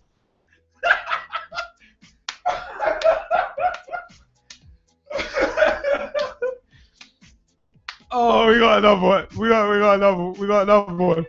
I'm gonna bring that one last. Ali Jameson at Ali Jameson said, at MCFC at King Kier at J Navas, "Do you return from injury after just 3 days?" This is probably my favorite one though. Nathan Shock at Nathan SCHOCK said, "Which of the 12 disciples do you leave out of your starting 11? Ask Jesus. If you're not sure, I have a suggestion. Judas."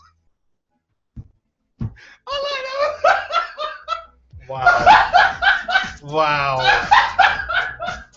No. Oh my. Hey, the powers that be at Man City, if you do one thing right this year, please make it that. Please make it that. I gotta say, Manchester City, your official Twitter people, thank you. Thank the Lord. Ask Jesus. Jesus is Lord. I love it. I absolutely love it. You know, I love it. I absolutely love it. Oh my god. Oh.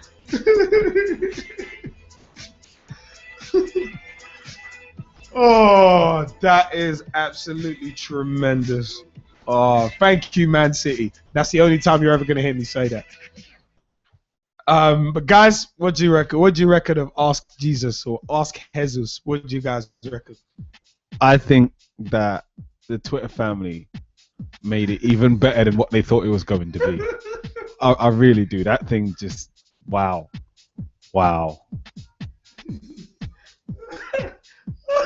Like literally, I can't even say any more than that. Just wow.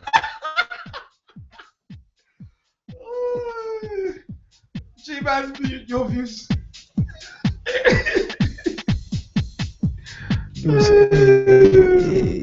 I just want to ask Jesus. I just want to ask Jesus something.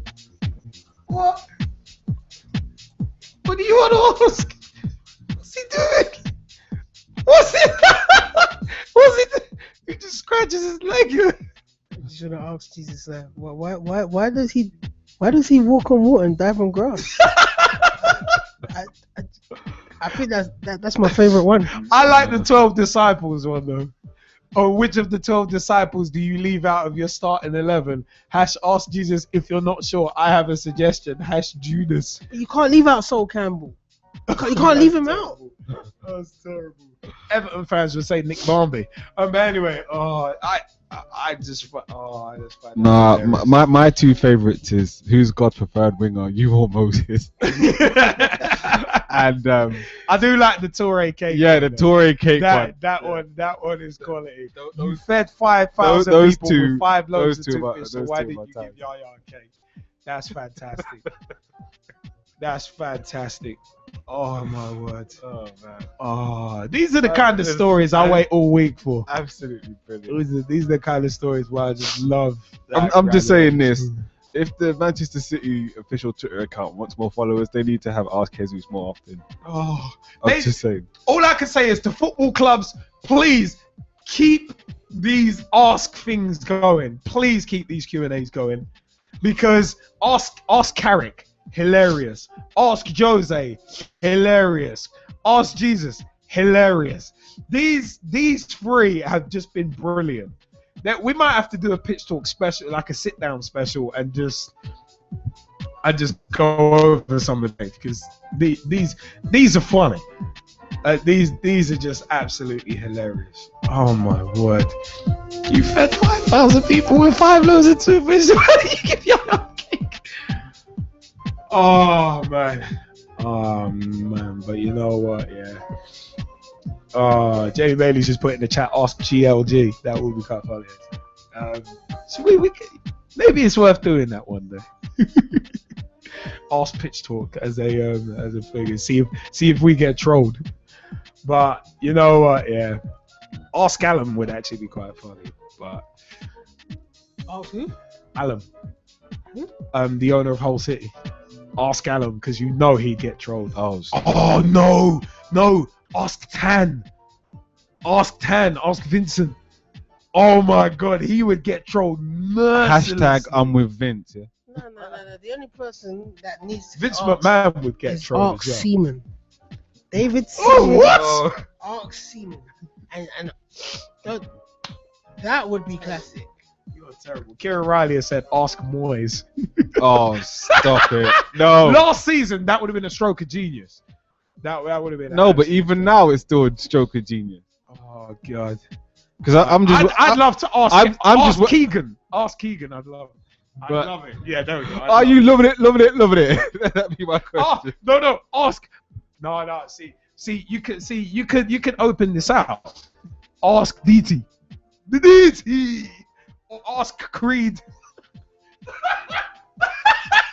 Creed it again. Mate, ask Creed would actually be pretty funny. I would have loved Ask Macho Man. I would have loved that with Randy Savage. I would have loved that. It would have been one of them was you'd have had questions like, so how did it feel to step into a Slim Jim all the time? No, not Jurgen Macho. We're talking Macho Man Randy Savage. Ooh, yeah, dug it. Ooh, Sam Greenham's got an interesting one. Ask G-Man on MAGA. Ho-ho. But G-Man, before we finish, you wanted to mention something, didn't you? About the fantasy football. Oh yeah. Yeah, that's my best Macho. That's my best Macho Man, Randy Savage voice. But yeah, pitch talk, fantasy football. Like Kool-Aid. But yeah. Oh yeah. We're back, baby. I actually didn't make that sound, but yeah.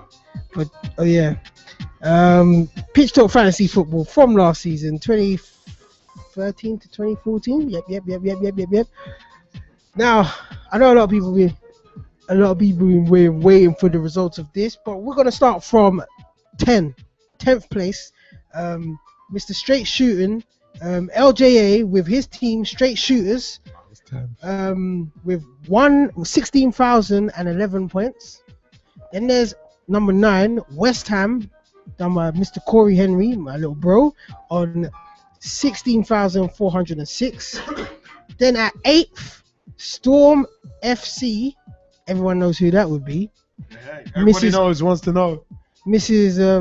Tara Hanneman at 16,869.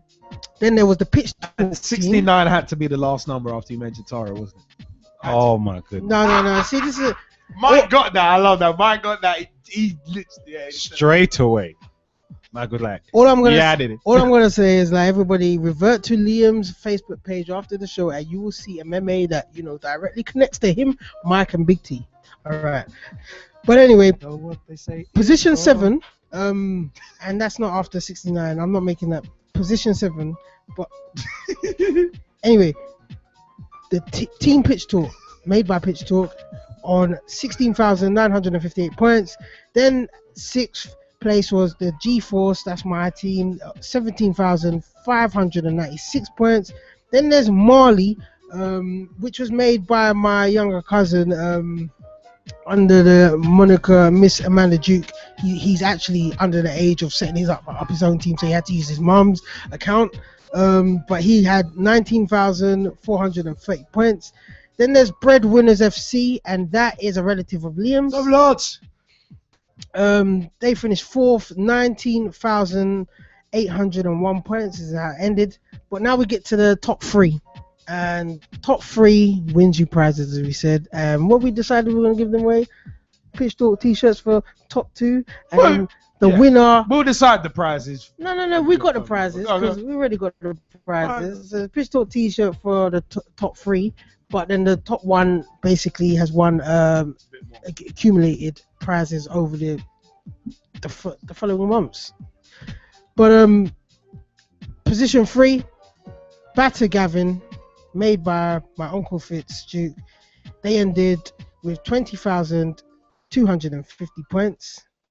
Then in position 2, Big T's V1 FC. Hold on, and before you mention that the last one, want to build up to it.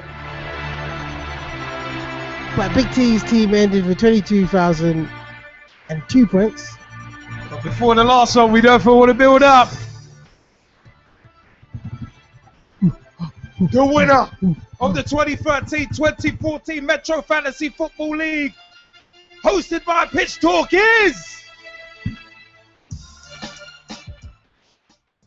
This is the part where you announce it, by the way. I just want to point out. Bargain Basement. And that was created, or team manager is Dr. Pago Sago Corey on 24,302 points and the top of the league. Smashed it. Totally. Kicked it down. Congratulations, Dr. Pago. Now, you know what? We know two of them. We know Big T. We know my Uncle Fitz. But Dr. Pago, Sago, Corey, you're obviously one of our silent listeners. If you're out there, get in touch. Holla. You know, and let us know. Let us know that you've been listening, and we will reward you. Pitch Talk at Pitch Talk on Twitter. pitchtalk@gmail.com is the email address as well. Holla at us on Instagram, man. Yeah, and or on people, Facebook. just to let you know, we are going to put up another league this season. We are going to be setting up another league, so be prepared. It'll be set up in the next week. I'm bouncing back, The yo. details will be out there, and Jezzy said he's bouncing back from somewhere 19th position or something like that. I can't remember. But bouncing back just like Man United, apparently. No, but I'm saying this. But did you win though? Huh? But did you win though? No. But did you win though? No. But did you win though? No. But did you win though? No. But when we did look at you my team and look win at your though? team, but when we look at my team and then look at your team, and then we look at my team and look at your team, my team's higher than yours. Where are your team? That's not Old Spice, that's G Spice. Okay. Okay. Oh! Don't worry. Oh! Don't worry. Next week's But the new next- season. Next week's the new season. Let's see how it goes. Wait, Jezzy. At the moment, with he's nicked your rant. All I gotta say is, Life sucks, and then you die. he's nicked it. You gotta reclaim that back. Thank you very much, people. Good night. You gotta reclaim that back. But you know what? We have enjoyed bringing you your Monday Night Football and Fix this week. We're gonna give you a final little wave because it is time for us to vacate the place with a haze. G-Man, you wanna give him a wave as well? A special wave to Tara, no? You're terrible. That is wrong. I love the That people. is I love so- the that people. is so It's we the people for the people. Oh my God. But you know what? It is time for us to dash out of the place. Cause it's the end of the show. Will you stop butchering the It's instrumental, show time. please? Please. Just stop now. Because I will start hating you now, like as of right now. You know what? We do have to vacate the place with a haste. And it's one of them ones. It is time for us to say, baby, and Mike saying, sleep with one eye open. Wow! Man sounds like My world is crumbling around me. Oh, stop it! It's one You know what? You know what? I'm gonna end up sleep tonight. Yeah, to wake up in the morning with a horse's head in my bed. You get me? That's all I know. Mike sounding like the Godfather right now. Or the moronic version, you'll end up with a horse's backside in your bed, like WCW in late '99. But you know what? It is time for us to vacate the place with a haste. It's an OWR. But you know what? It's time.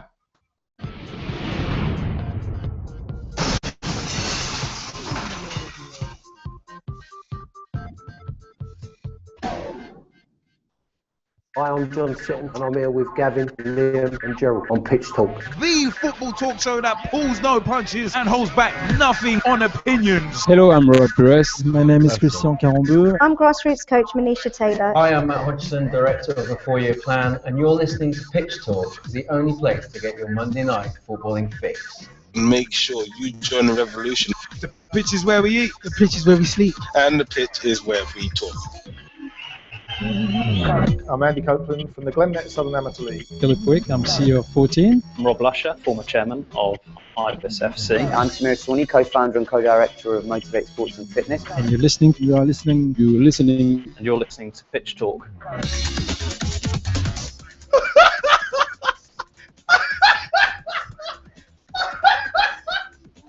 Ladies and gentlemen, boys and girls, children of all ages, Tracy and LJ and the G-Man and Jesse Fizzle proudly bring to you the football talk show that pulls no punches and holds back nothing on opinions, because the pitch is where we eat. The pitch is where we sleep. The pitch is where we talk. That's a brilliant dramatic pause. I just want to say. That was a bigger build-up than the winner of the PT Fantasy Football League. Oh, but you know what? It is one of them ones. It is one of them ones where we have had a lot of fun. www.pitch-talk.com is the official website for everything Pitch Talk. Catch up with us there. Facebook.com/Pitch Talk. Become a fan, become a friend, become a member of the group. Join the footballing revolution we are working so hard to create. MySpace.com/Pitch Talk. PitchTalk.blogspot.com or .co.uk. Either one will get you there to see all of the blogs by yours truly, Straight Shooting LJ, the G-Man, Jesse Fizzle, and many others, including Russ Vernon, Big T, Dave Mir, aka Mircy, and many, many more blogs. Many.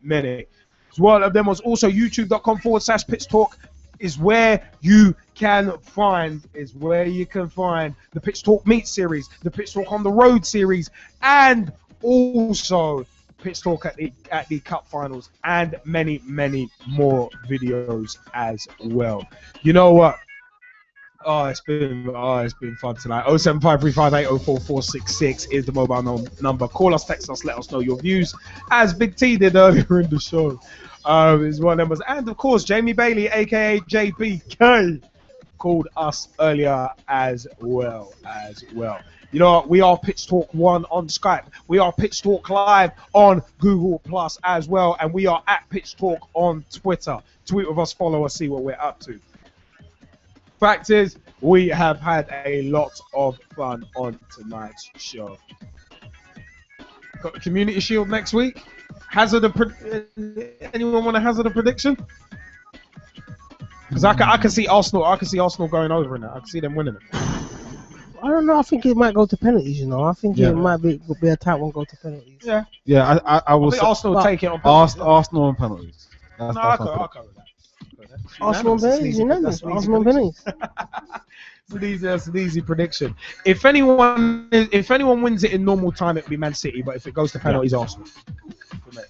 But it's one of them. The fact of the matter is, we have got to vacate the place with a haste.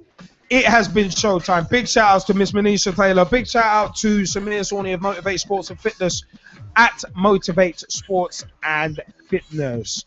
Also big shouts to all the Skype. Big shouts to Russ Vernon, Kieran Riley, Tom Wood, JBK Bailey, who was in with us earlier, Lily Alumi, who stopped by briefly as well. Big shout outs to Mike Harneman. Sam Greenham has mentioned Hull were giving away free commemorative programs from their first home match in the Europa League against Trenton. So all good. It's one of them ones. Also, you can get in touch with Sam on Facebook if you want one, because he might be taking more than one.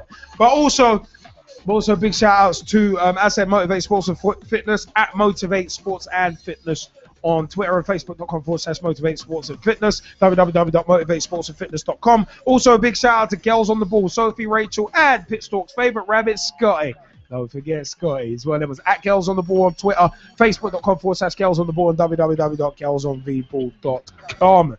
Big time shout outs to the England Lionesses as well after their 4-0 win over. Not forgetting Miss Alex Scott. Exactly. Just saying. Is that right?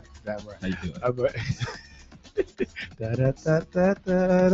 Also big time shout outs to Tom Hewitt, aka Big T. Throw him tees up. One of our longest, if not our longest and most loyal PT fan and supporters. One of us, hopefully we'll get him back on the show soon.